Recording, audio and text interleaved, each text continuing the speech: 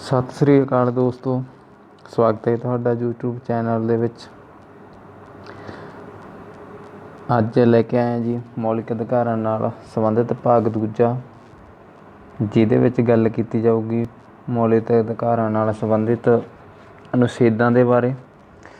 ਇਸ ਤੋਂ ਪਹਿਲਾਂ ਇੱਕ ਵੀਡੀਓ ਬਣ ਚੁੱਕੀ ਹੈ ਜੀ, ਜੇਕਰ ਤੁਸੀਂ ਨਹੀਂ ਦੇਖੀ ਤਾਂ ਉਹ ਪਲੇਲਿਸਟ ਦੇ ਵਿੱਚ ਜਾ ਕੇ ਤੁਸੀਂ ਦੇਖ ਸਕਦੇ ਹੋ ਅਤੇ ਮੌਲਿਕ ਅਧਿਕਾਰਾਂ ਬਾਰੇ ਜਾਣ ਸਕਦੇ ਹੋ। ਅੱਜ ਦਾ ਵਿਸ਼ਾ ਜਿਹੜਾ ਹੈਗਾ ਮੌਲਿਕ ਅਧਿਕਾਰਾਂ ਦੇ ਅਨੁਛੇਦਾਂ ਨਾਲ ਸੰਬੰਧਿਤ ਆ, ਜਿਸ ਵਿੱਚ ਆਪਾਂ ਪੜ੍ਹਾਂਗੇ ਵੀ ਕਿਹੜਾ ਅਨੁਛੇਦ ਕਿਸ ਅਧਿਕਾਰ ਨਾਲ ਸੰਬੰਧਿਤ ਹੈ ਅਤੇ ਕਿਸ ਅਨੁਛੇਦ ਦੀ ਕਿਵੇਂ ਮਹੱਤਤਾ ਹੈ। ਸੋ ਆਸ ਕਰਦੇ ਹਾਂ ਤੁਹਾਨੂੰ ਅੱਜ ਦਾ ਇਹ ਵਿਸ਼ਾ ਹੀ ਬਹੁਤ ਪਸੰਦ ਆਵੇਗਾ। ਜੇਕਰ ਤੁਹਾਨੂੰ ਇਹ ਵਿਸ਼ਾ ਪਸੰਦ ਆਇਆ ਤਾਂ ਇਹਨੂੰ ਲਾਈਕ ਸ਼ੇਅਰ ਜ਼ਰੂਰ ਕਰਨਾ ਜੀ। ਜੇਕਰ ਤੁਸੀਂ ਸਾਡਾ ਨੋਟੀਫਿਕੇਸ਼ਨ ਚਾਹੁੰਦੇ ਹੋ ਤਾਂ ਬੈਲ ਆਈਕਨ ਜ਼ਰੂਰ ਕਲਿੱਕ ਕਰਨਾ ਜੀ, ਤਾਂ ਕਿ ਤੁਹਾਨੂੰ ਸਾਡਾ ਨੋਟੀਫਿਕੇਸ਼ਨ ਆ ਜਿਹੜਾ ਮਿਲ ਸਕੇ। ਸੋ ਸਟਾਰਟ ਕਰਦੇ ਹਾਂ ਜੀ ਮੌਲਿਕ ਅਧਿਕਾਰਾਂ ਨਾਲ ਸੰਬੰਧਿਤ ਅਨੁਛੇਦਾਂ ਬਾਰੇ। ਪਹਿਲਾ ਮੌਲਿਕ ਅਧਿਕਾਰ ਹੈਗਾ ਜੀ ਸਮਾਨਤਾ ਦਾ ਅਧਿਕਾਰ। ਸਮਾਨਤਾ ਦੇ ਅਧਿਕਾਰ ਦਾ ਵਰਣਨ ਹੈ ਜਿਹੜਾ ਜੀ ਉਹ 14 ਤੋਂ ਲੈ ਕੇ ਅਨੁਛੇਦ 18 ਤੱਕ। ਅਨੁਛੇਦ 14 ਦੇ ਵਿੱਚ ਗੱਲ ਦਰਜ ਕੀਤੀ ਗਈ ਹੈ ਕਿ ਕਾਨੂੰਨ ਦੇ ਸਾਹਮਣੇ ਸਾਰੇ ਲੋਕ ਸਮਾਨ ਹੋਣਗੇ ਅਤੇ ਰਾਜ ਆ ਜਿਹੜਾ ਉਹ ਸਭ ਵਿਅਕਤੀਆਂ ਲਈ ਇੱਕ ਕਾਨੂੰਨ ਬਣਾਏਗਾ ਅਤੇ ਰਾਜ ਦੇ ਸਾਹਮਣੇ ਸਾਰੇ ਲੋਕ ਆ ਜਿਹੜੇ ਬਰਾਬਰ ਹੋਣਗੇ। ਕਿਸੇ ਨਾਲ ਕਿਸੇ ਤਰ੍ਹਾਂ ਦਾ ਕੋਈ ਵੀ ਵਿਤਕਰਾ ਜਿਹੜਾ ਨਹੀਂ ਕੀਤਾ ਜਾਊਗਾ। ਨੈਕਸਟ ਹੈਗਾ ਅਨੁਛੇਦ 15। ਅਨੁਛੇਦ 15 ਦੇ ਵਿੱਚ ਇਸ ਗੱਲ ਨੂੰ ਦਰਜ ਕੀਤਾ ਗਿਆ ਕਿ ਰਾਜ ਕਿਸੇ ਵੀ ਵਿਅਕਤੀ ਨਾਲ ਕਿਸੇ ਵੀ ਧਰਮ, ਜਾਤੀ, ਲਿੰਗ ਜਾਂ ਨਸਲ, ਜਨਮ ਸਥਾਨ ਦੇ ਆਧਾਰ 'ਤੇ ਵਿਤਕਰਾ ਨਹੀਂ ਕਰ ਸਕਦਾ। ਉਹਨਾਂ ਨਾਲ ਕਿਸੇ ਤਰ੍ਹਾਂ ਦਾ ਕੋਈ ਵੀ ਭੇਦਭਾਵ ਨਹੀਂ ਕੀਤਾ ਜਾ ਸਕਦਾ। ਤਾਂ ਇਹ ਅਨੁਛੇਦ 15 ਇਸ ਗੱਲ ਦੀ ਪੁਸ਼ਟੀ ਕਰਦਾ ਕਿ ਰਾਜ ਕਿਸੇ ਨਾਲ ਕਿਸੇ ਆਧਾਰ 'ਤੇ ਵੀ ਵਿਤਕਰਾ ਨਹੀਂ ਕਰ ਸਕੇਗਾ। ਇਸ ਚੀਜ਼ ਦੀ ਜਿਵੇਂ ਧਰਮ, ਜਾਤੀ ਜਾਂ ਲਿੰਗ, ਜਨਮ ਸਥਾਨ ਦੇ ਆਧਾਰ 'ਤੇ ਵਿਤਕਰਾ ਕਰਨ 'ਤੇ ਰੋਕ ਲਗਾਈ ਗਈ ਹੈ ਜੀ। ਅਨੁਛੇਦ 16 ਜੀ। ਅਨੁਛੇਦ 16 ਇਸ ਗੱਲ ਦੀ ਪੁਸ਼ਟੀ ਕਰਦਾ ਕਿ ਹਰ ਇੱਕ ਨਾਗਰਿਕ ਨੂੰ ਕਿਸੇ ਵੀ ਪਦ ਦੀ ਨਿਯੁਕਤੀ ਨਾਲ ਸੰਬੰਧਿਤ ਵਿਸ਼ਿਆਂ ਵਿੱਚ ਬਰਾਬਰ ਦੇ ਮੌਕੇ ਪ੍ਰਦਾਨ ਕੀਤੇ ਜਾਣਗੇ। ਕਿਸੇ ਵੀ ਨਾਗਰਿਕ ਨਾਲ ਕਿਸੇ ਵੀ ਤਰ੍ਹਾਂ ਦਾ ਧਾਰਮਿਕ, ਜਾਤੀ ਜਾਂ ਲਿੰਗ ਦੇ ਆਧਾਰ 'ਤੇ ਵਿਤਕਰਾ ਨਹੀਂ ਕੀਤਾ ਜਾ ਸਕਦਾ। ਰਾਜ ਜਦੋਂ ਵੀ ਕੋਈ ਕਿਸੇ ਵੀ ਪਦ ਦੀ ਨਿਯੁਕਤੀ ਕਰੂਗਾ ਤਾਂ ਨਾਗਰਿਕਾਂ ਨੂੰ ਬਰਾਬਰ ਦੇ ਮੌਕੇ ਦਿੱਤੇ ਜਾਣਗੇ, ਜੇਕਰ ਨਾਗਰਿਕ ਉਸ ਦੀ ਯੋਗਤਾ ਰੱਖਦੇ ਹੋਣ ਤਾਂ। ਠੀਕ ਹੈ ਜੀ। ਸੋ ਨੈਕਸਟ ਹੈਗਾ ਅਨੁਛੇਦ 17। ਇਹ ਛੂਤ ਛਾਤ ਦੀ ਸਮਾਪਤੀ ਕਰਦਾ ਜੀ। ਜਿਵੇਂ ਪੁਰਾਣੇ ਸਮੇਂ ਦੇ ਵਿੱਚ ਸੀਗਾ ਵੀ ਲੋਕ ਛੂਤ ਛਾਤ ਨੂੰ ਪਹਿਲ ਦਿੰਦੇ ਸੀ, ਕਿਸੇ ਦਾ ਪਰਛਾਵਾਂ ਨਹੀਂ ਸੀ ਲੈਣਾ ਪਸੰਦ ਕਰਦੇ, ਲੋਕਾਂ ਨੂੰ ਖੂਹ 'ਤੇ ਪਾਣੀ ਨਹੀਂ ਸੀ ਭਰਨ ਦਿੱਤਾ ਜਾਂਦਾ। ਜੋ ਸ਼ੂਦਰ ਲੋਕ ਸਮਝੇ ਜਾਂਦੇ ਸੀ, ਲੋਕਾਂ ਨੂੰ ਆਪਦੇ ਕੋਲ ਖੜਨ ਤੋਂ ਵੀ ਨਫ਼ਰਤ ਮੰਨਦੇ ਸੀ। ਤਾਂ ਕਰਕੇ ਅਨੁਛੇਦ 17 ਦੇ ਵਿੱਚ ਇਸ ਗੱਲ ਨੂੰ ਦੁਹਰਾਇਆ ਗਿਆ ਕਿ ਵੀ ਛੂਤ ਛਾਤ ਦੀ ਜੋ ਬਿਮਾਰੀ ਸੀ ਉਹਨੂੰ ਸਮਾਪਤ ਕੀਤਾ ਜਾਵੇ। ਜੇਕਰ ਕੋਈ ਵਿਅਕਤੀ ਅੱਜ ਦੇ ਸਮੇਂ 'ਚ ਛੂਤ ਛਾਤ ਕਰਦਾ, ਇਸ ਚੀਜ਼ ਨੂੰ ਮੁੜ ਦੁਹਰਾਉਂਦਾ, ਤਾਂ ਉਹਦੇ ਵਿਰੁੱਧ ਕਾਨੂੰਨੀ ਕਾਰਵਾਈ ਹੈ ਜਿਹੜੀ ਕੀਤੀ ਜਾਊਗੀ। ਤਾਂ ਜਿਹੜਾ ਅਨੁਛੇਦ 17 ਜੀ ਉਹ ਛੂਤ ਛਾਤ ਦੀ ਸਮਾਪਤੀ ਨਾਲ ਸੰਬੰਧਿਤ ਹੈ। ਨੈਕਸਟ ਹੈਗਾ ਜੀ ਅਨੁਛੇਦ 18। ਅਨੁਛੇਦ 18 ਜਿਹੜਾ ਉਪਾਧੀਆਂ ਦਾ ਅੰਤ ਕਰਦਾ ਜੀ। ਸੈਨਾ ਜਾਂ ਸ਼ੈਲੀ ਨਾਲ ਸੰਬੰਧਿਤ ਜੋ ਵੀ ਸਨਮਾਨ ਕੀਤਾ ਜਾਂਦਾ, ਉਹਦੇ ਨਾਲ ਜੋ ਵੀ ਉਪਾਧੀ ਆ ਉਹ ਰਾਜ ਪ੍ਰਦਾਨ ਨਹੀਂ ਕਰ ਸਕਦਾ। ਠੀਕ ਹੈ ਜੀ। ਦੇਸ਼ ਦਾ ਕੋਈ ਵੀ ਨਾਗਰਿਕ ਆ ਜਿਹੜਾ ਕਿਸੇ ਹੋਰ ਦੇਸ਼ ਤੋਂ ਓਨਾ ਚਿਰ ਉਪਾਧੀ ਸਵੀਕਾਰ ਨਹੀਂ ਕਰੂਗਾ ਜਿੰਨਾ ਚਿਰ ਉਸਨੂੰ ਰਾਸ਼ਟਰਪਤੀ ਦੀ ਪਰਮਿਸ਼ਨ ਨਹੀਂ ਮਿਲ ਜਾਂਦੀ। ਤਾਂ ਕਰਕੇ ਜਿੰਨੀਆਂ ਵੀ ਉਪਾਧੀਆਂ ਦਿੱਤੀਆਂ ਜਾਣਗੀਆਂ ਉਹ ਰਾਸ਼ਟਰਪਤੀ ਹੀ ਦੇ ਸਕਦਾ। ਰਾਸ਼ਟਰਪਤੀ ਦੀ ਮਨਜ਼ੂਰੀ ਤੋਂ ਬਿਨਾਂ ਕੋਈ ਵੀ ਉਪਾਧੀ ਹੈ ਜਿਹੜੀ ਸਵੀਕਾਰ ਨਹੀਂ ਕੀਤੀ ਜਾਊਗੀ। ਠੀਕ ਹੈ ਜੀ। ਇਹ ਸੀਗੇ ਜੀ ਸਮਾਨਤਾ ਨਾਲ ਸੰਬੰਧਿਤ ਅਨੁਛੇਦ 14 ਤੋਂ ਲੈ ਕੇ 18 ਤੱਕ। ਨੈਕਸਟ ਹੈਗਾ ਜੀ ਸੁਤੰਤਰਤਾ ਦਾ ਅਧਿਕਾਰ। ਸੁਤੰਤਰਤਾ ਦੇ ਅਧਿਕਾਰ ਨੇ 19 ਤੋਂ ਲੈ ਕੇ ਅਨੁਛੇਦ 22 ਤੱਕ। ਅਨੁਛੇਦ 19 ਦੇ ਵਿੱਚ 6 ਤਰ੍ਹਾਂ ਦੀ ਆਜ਼ਾਦੀ ਹੈ। ਪਹਿਲਾਂ ਇਹਦੇ ਵਿੱਚ 7 ਤਰ੍ਹਾਂ ਦੀ ਆਜ਼ਾਦੀ ਸੀ, ਪਰ ਸੰਪत्ति ਦੇ ਅਧਿਕਾਰ ਨੂੰ ਜਿਹੜਾ ਹੈਗਾ ਮੌਲਿਕ ਅਧਿਕਾਰਾਂ 'ਚੋਂ ਹਟਾ ਕੇ ਕਾਨੂੰਨੀ ਅਧਿਕਾਰ ਬਣਾ ਦਿੱਤਾ ਗਿਆ। ਤਾਂ ਕਰਕੇ ਹੁਣ ਸੁਤੰਤਰਤਾ ਦੇ ਜੋ ਵੀ ਹੁੰਦੀਆਂ ਆਜ਼ਾਦੀਆਂ ਨੇ ਉਹ ਸਿਰਫ 6 ਨੇ। 6 ਤਰ੍ਹਾਂ ਦੀਆਂ ਆਜ਼ਾਦੀਆਂ ਜਿਹੜੀਆਂ ਦਿੱਤੀਆਂ ਗਈਆਂ ਨੇ। ਸੋ 19 ਦੇ ਵਿੱਚ ਇਹਨਾਂ 6 ਆਜ਼ਾਦੀਆਂ ਦਾ ਵਰਣਨ ਇਸ ਤਰ੍ਹਾਂ ਜੀ। ਅਨੁਛੇਦ 19A ਬੋਲਣ ਅਤੇ ਪ੍ਰੈਸ ਦੀ ਸੁਤੰਤਰਤਾ। 19A ਇਸ ਗੱਲ ਦੀ ਪੁਸ਼ਟੀ ਕਰਦਾ ਕਿ ਵੀ ਕੋਈ ਵੀ ਵਿਅਕਤੀ ਆ ਕਿਸੇ ਵੀ ਤਰ੍ਹਾਂ ਦਾ ਭਾਸ਼ਣ ਦੇ ਸਕਦਾ, ਬਸ ਭਾਸ਼ਣ ਆ ਜੋ ਭੜਕਾਊ ਨਾ ਹੋਵੇ, ਕਿਸੇ ਦੇ ਮਨ ਨੂੰ ਠੇਸ ਪਹੁੰਚਾਉਣ ਵਾਲਾ ਨਾ ਹੋਵੇ। ਅਤੇ ਪ੍ਰੈਸ ਦੀ ਸੁਤੰਤਰਤਾ ਹੈਗੀ ਆ, ਕੋਈ ਵੀ ਚੀਜ਼ ਆਪਣੇ ਲੇਖ ਵਗੈਰਾ ਛਪਵਾ ਸਕਦਾ, ਕਿਸੇ ਤਰ੍ਹਾਂ ਦੀ ਖਬਰ ਛਪਵਾ ਸਕਦਾ। ਅਤੇ ਬਸ ਇਸ ਵਿੱਚ ਇਸ ਗੱਲ ਤੋਂ ਗੁਰੇਜ਼ ਕੀਤਾ ਗਿਆ ਕਿ ਵੀ ਕੋਈ ਵੀ ਜੋ ਵੀ ਪ੍ਰੈਸ ਸੁਤੰਤਰਤਾ ਹੈਗੀ ਆ ਉਹ ਆਪਦੀ ਨਜਾਇਜ਼ ਸੁਤੰਤਰਤਾ ਨਹੀਂ ਲਊਗਾ, ਜਾਂ ਬੋਲਣ ਦੀ ਜੋ ਸੁਤੰਤਰਤਾ ਹੋਊਗੀ ਉਹ ਭਾਸ਼ਣ ਦਿੱਤੇ ਜਾਣਗੇ ਜੋ ਉਹ ਭੜਕਾਊ ਨਹੀਂ ਹੋਣੇ ਚਾਹੀਦੇ, ਅਤੇ ਆਪਣੇ ਮਨ ਦੀਆਂ ਗੱਲਾਂ, ਆਪਣੇ ਮਨ ਦੇ ਵਿਚਾਰ ਨੇ ਜੋ ਲੋਕਾਂ ਦੇ ਨਾਲ ਸਾਂਝੇ ਕੀਤੇ ਜਾ ਸਕਦੇ ਨੇ। ਇਹ ਅਨੁਛੇਦ 19A ਦੇ ਵਿੱਚ ਦਰਜ ਹੈ। 19B ਦੇ ਵਿੱਚ ਸ਼ਾਂਤੀਪੂਰਵਕ ਇਕੱਠੇ ਹੋਣ ਅਤੇ ਸਭਾ ਕਰਨ ਦੀ ਸੁਤੰਤਰਤਾ ਹੈਗੀ ਆ। ਕੋਈ ਵੀ ਵਿਅਕਤੀ ਹੈ ਜੋ ਬਿਨਾਂ ਹਥਿਆਰਾਂ ਦੇ ਇਕੱਠੇ ਹੋ ਕੇ ਸ਼ਾਂਤੀਪੂਰਵਕ ਰੋਸ ਮੁਜ਼ਾਹਰਾ ਕਰ ਸਕਦੇ ਨੇ, ਆਪਣੀਆਂ ਮੰਗਾਂ ਮਨਵਾ ਸਕਦੇ ਨੇ, ਕਿਸੇ ਵੀ ਤਰ੍ਹਾਂ ਦੀ ਕੋਈ ਵੀ ਸਭਾ ਜਿਹੜੀ ਆ ਬਣਾ ਸਕਦੇ ਨੇ। ਬਸ ਉਹਦੇ ਵਿੱਚ ਕੋਈ ਵੀ ਕਿਸੇ ਦਾ ਨੁਕਸਾਨ ਆ ਜਿਹੜਾ ਨਹੀਂ ਹੋਣਾ ਚਾਹੀਦਾ। ਅਨੁਛੇਦ 19C ਆ ਜਿਹੜਾ ਸੰਘ ਬਣਾਉਣ ਦੀ ਸੁਤੰਤਰਤਾ। ਵਿਅਕਤੀਆਂ ਨੂੰ ਜੋ ਉਹਨਾਂ ਦੇ ਹਿੱਤ ਸਾਂਝੇ ਨੇ ਉਹ ਆਪਣੇ ਸੰਘ ਬਣਾ ਸਕਦੇ ਨੇ। ਜਿਵੇਂ ਆਪਾਂ ਦੇਖਦੇ ਹਾਂ ਟਰੱਕ ਯੂਨੀਅਨਾਂ ਬਣੀਆਂ ਹੋਈਆਂ, ਕਿਸਾਨ ਯੂਨੀਅਨਾਂ ਬਣੀਆਂ ਹੋਈਆਂ, ਟੀਚਰ ਯੂਨੀਅਨਾਂ, ਵਕੀਲ ਯੂਨੀਅਨਾਂ, ਹੋਰ ਕਈ ਤਰ੍ਹਾਂ ਦੀਆਂ ਯੂਨੀਅਨਾਂ ਬਣੀਆਂ ਹੋਈਆਂ ਨੇ। ਉਹ ਸੰਘ ਬਣਾਉਣ ਦੀ ਸੁਤੰਤਰਤਾ ਹੈਗੀ ਆ। ਉਹ ਅਨੁਛੇਦ 19C ਦੇ ਵਿੱਚ ਇਸ ਚੀਜ਼ ਦੀ ਪੁਸ਼ਟੀ ਕੀਤੀ ਗਈ ਆ। ਜੇ ਸਾਂਝੇ ਹਿੱਤਾਂ ਵਾਲੇ ਲੋਕ ਇਕੱਠੇ ਹੋ ਕੇ ਆਪਣੀਆਂ ਮੰਗਾਂ ਮਨਵਾਉਣ ਲਈ ਸੰਘ ਆ ਜਿਹੜੇ ਬਣਵਾ ਸਕਦੇ ਨੇ। ਅਨੁਛੇਦ 19D ਦੇ ਵਿੱਚ ਕੀ ਆ ਵੀ ਹਰ ਇੱਕ ਨਾਗਰਿਕ ਨੂੰ ਦੇਸ਼ ਦੇ ਕਿਸੇ ਵੀ ਹਿੱਸੇ ਵਿੱਚ ਘੁੰਮਣ ਫਿਰਨ ਦੀ ਸੁਤੰਤਰਤਾ ਹੈਗੀ ਆ। ਹਰ ਇੱਕ ਨਾਗਰਿਕ ਨੂੰ ਇਹ ਸੁਤੰਤਰਤਾ ਬਿਨਾਂ ਕਿਸੇ ਭੇਦਭਾਵ ਦੇ ਉਹ ਦੇਸ਼ ਦੇ ਕਿਸੇ ਵੀ ਹਿੱਸੇ ਵਿੱਚ ਜਾ ਕੇ ਘੁੰਮ ਫਿਰ ਸਕਦਾ, ਮਨੋਰੰਜਨ ਕਰ ਸਕਦਾ। ਅਨੁਛੇਦ 19E ਆ ਜਿਹੜਾ ਉਹ ਇਸ ਗੱਲ ਦੀ ਪੁਸ਼ਟੀ ਕਰਦਾ ਕਿ ਕੋਈ ਵੀ ਨਾਗਰਿਕ ਕਿਸੇ ਵੀ ਖੇਤਰ ਵਿੱਚ ਜਾ ਕੇ ਨਿਵਾਸ ਕਰ ਸਕਦਾ। ਉਹਨੂੰ ਇੰਨੀ ਸੁਤੰਤਰਤਾ ਹੈ ਕਿ ਵੀ ਉਹ ਇੱਕ ਸਟੇਟ ਤੋਂ ਦੂਜੀ ਸਟੇਟ ਵਿੱਚ ਜਾ ਸਕਦਾ, ਸਟੇਟ ਦੇ ਕਿਸੇ ਵੀ ਕੋਨੇ ਵਿੱਚ ਜਾ ਕੇ ਆਪਣੀ ਰਿਹਾਇਸ਼ ਜਿਹੜੀ ਕਰ ਸਕਦਾ। ਇਹ ਅਨੁਛੇਦ 19E ਦੇ ਵਿੱਚ ਪੁਸ਼ਟੀ ਕੀਤੀ ਗਈ ਆ। ਉਹਦੇ 'ਤੇ ਕਿਸੇ ਤਰ੍ਹਾਂ ਦੀ ਕੋਈ ਬੰਦਸ਼ ਨਹੀਂ ਹੋ ਸਕਦੀ। ਉਹ ਆਪਦੀ ਮਰਜ਼ੀ ਨਾਲ ਦੇਸ਼ ਦੇ ਕਿਸੇ ਵੀ ਖੇਤਰ 'ਚ ਜਾ ਕੇ ਆ ਜਿਹੜਾ ਰਹਿ ਸਕਦਾ। ਨੈਕਸਟ ਹੈਗਾ ਜੀ ਅਨੁਛੇਦ 19G ਕੋਈ ਵੀ ਵਪਾਰ ਕਰਨ ਅਤੇ ਰੋਜੀ ਰੋਟੀ ਕਮਾਉਣ ਦੀ ਸੁਤੰਤਰਤਾ। ਆਪਾਂ ਕਿਸੇ ਤਰ੍ਹਾਂ ਦਾ ਕੋਈ ਵਪਾਰ ਕਰ ਸਕਦੇ ਹਾਂ, ਰੋਜੀ ਰੋਟੀ ਕਮਾਉਣ ਲਈ ਕਿਸੇ ਤਰ੍ਹਾਂ ਦਾ ਕਾਰੋਬਾਰ ਚਲਾ ਸਕਦੇ ਹਾਂ। ਇਹ ਆਪਾਂ ਨੂੰ ਅਨੁਛੇਦ 19G ਆ ਜਿਹੜਾ ਇਸ ਗੱਲ ਦੀ ਖੁੱਲ੍ਹ ਦਿੰਦਾ ਕਿ ਵੀ ਆਪਾਂ ਆਪਣਾ ਪਰਿਵਾਰ ਪਾਲਣ ਲਈ ਰੋਜੀ ਰੋਟੀ ਕਮਾ ਸਕਦੇ ਹਾਂ ਅਤੇ ਕਿਸੇ ਵੀ ਤਰ੍ਹਾਂ ਦਾ ਵਪਾਰ ਜਿਹੜਾ ਕਰ ਸਕਦੇ ਹਾਂ। ਇਹ ਸੀਗਾ ਜੀ ਅਨੁਛੇਦ 19 ਜਿਹੜੀਆਂ ਕਿ 6 ਸੁਤੰਤਰਤਾਵਾਂ ਦੀ ਵਿਵਸਥਾ ਕਰਦਾ। ਸੋ ਨੈਕਸਟ ਹੈਗਾ ਅਨੁਛੇਦ 20। ਅਨੁਛੇਦ 20 ਦੇ ਵਿੱਚ ਵੀ 3 ਪ੍ਰਕਾਰ ਦੀ ਸੁਤੰਤਰਤਾ ਦਾ ਵਰਣਨ ਆ। ਇਹਦੇ ਵਿੱਚ ਅਪਰਾਧ ਲਈ ਦੋਸ਼ ਸਿੱਧ ਕਰਨ ਦੇ ਸੰਬੰਧ ਦੀ ਸੁਤੰਤਰਤਾ ਵੀ ਜੇਕਰ ਕਿਸੇ ਵਿਅਕਤੀ 'ਤੇ ਕਿਸੇ ਤਰ੍ਹਾਂ ਦਾ ਕੋਈ ਵੀ ਦੋਸ਼ ਲਗਾਇਆ ਜਾਂਦਾ ਤਾਂ ਉਹਨੂੰ ਦੋਸ਼ ਸਿੱਧ ਕਰਨ ਲਈ 3 ਪ੍ਰਕਾਰ ਦੀ ਸੁਤੰਤਰਤਾ ਦਿੱਤੀ ਗਈ ਆ। ਇੱਕ ਤਾਂ ਇਹ ਹੈ ਵੀ ਕਿਸੇ ਵੀ ਵਿਅਕਤੀ ਨੂੰ ਇੱਕ ਅਪਰਾਧ ਲਈ ਸਿਰਫ ਇੱਕ ਵਾਰ ਹੀ ਸਜ਼ਾ ਮਿਲੂਗੀ। ਜੇ ਇੱਕ ਅਪਰਾਧ ਉਹ ਵਾਰ-ਵਾਰ ਕਰ ਰਿਹਾ ਉਹਨੂੰ ਸਿਰਫ ਇੱਕ ਵਾਰ ਹੀ ਸਜ਼ਾ ਜਿਹੜੀ ਆ ਮਿਲੇਗੀ। ਨੰਬਰ 2 'ਤੇ ਅਪਰਾਧ ਕਰਨ ਸਮੇਂ ਜੋ ਕਾਨੂੰਨ ਹੈ ਉਹਦੇ ਤਹਿਤ ਹੀ ਸਜ਼ਾ ਮਿਲੂਗੀ। ਠੀਕ ਹੈ ਜੀ। ਅਪਰਾਧ ਕਰਨ ਤੋਂ ਪਹਿਲਾਂ ਜਾਂ ਅਪਰਾਧ ਕਰਨ ਤੋਂ ਬਾਅਦ ਜਿਹੜੇ ਬਣਨ ਵਾਲੇ ਕਾਨੂੰਨ ਨੇ ਉਹਨਾਂ ਮੁਤਾਬਕ ਸਜ਼ਾ ਨਹੀਂ ਦਿੱਤੀ ਜਾਵੇਗੀ। ਸਜ਼ਾ ਸਿਰਫ ਉਸ ਕਾਨੂੰਨ ਦੁਆਰਾ ਹੀ ਦਿੱਤੀ ਜਾਵੇਗੀ ਜੋ ਕਾਨੂੰਨ ਅਪਰਾਧ ਕਰਨ ਸਮੇਂ ਮੌਜੂਦ ਸੀ। ਨੰਬਰ 3 ਦੇ ਵਿੱਚ ਕਿਸੇ ਵੀ ਵਿਅਕਤੀ ਨੂੰ ਖੁਦ ਵਿਰੁੱਧ ਅਦਾਲਤ ਵਿੱਚ ਗਵਾਹੀ ਦੇਣ ਤੋਂ ਰੋਕਿਆ ਨਹੀਂ ਜਾਵੇਗਾ। ਕੋਈ ਵੀ ਵਿਅਕਤੀ ਹੈ ਜਿਹੜਾ ਆਪਦੇ ਖਿਲਾਫ ਜਾਂ ਆਪਦੇ ਹੱਕ ਦੇ ਵਿੱਚ ਗਵਾਹੀ ਹੈ ਜਿਹੜੀ ਦੇ ਸਕਦਾ, ਦਵਾ ਸਕਦਾ, ਇਹ ਉਸ ਨੂੰ ਸੁਤੰਤਰਤਾ ਹੈਗੀ ਆ।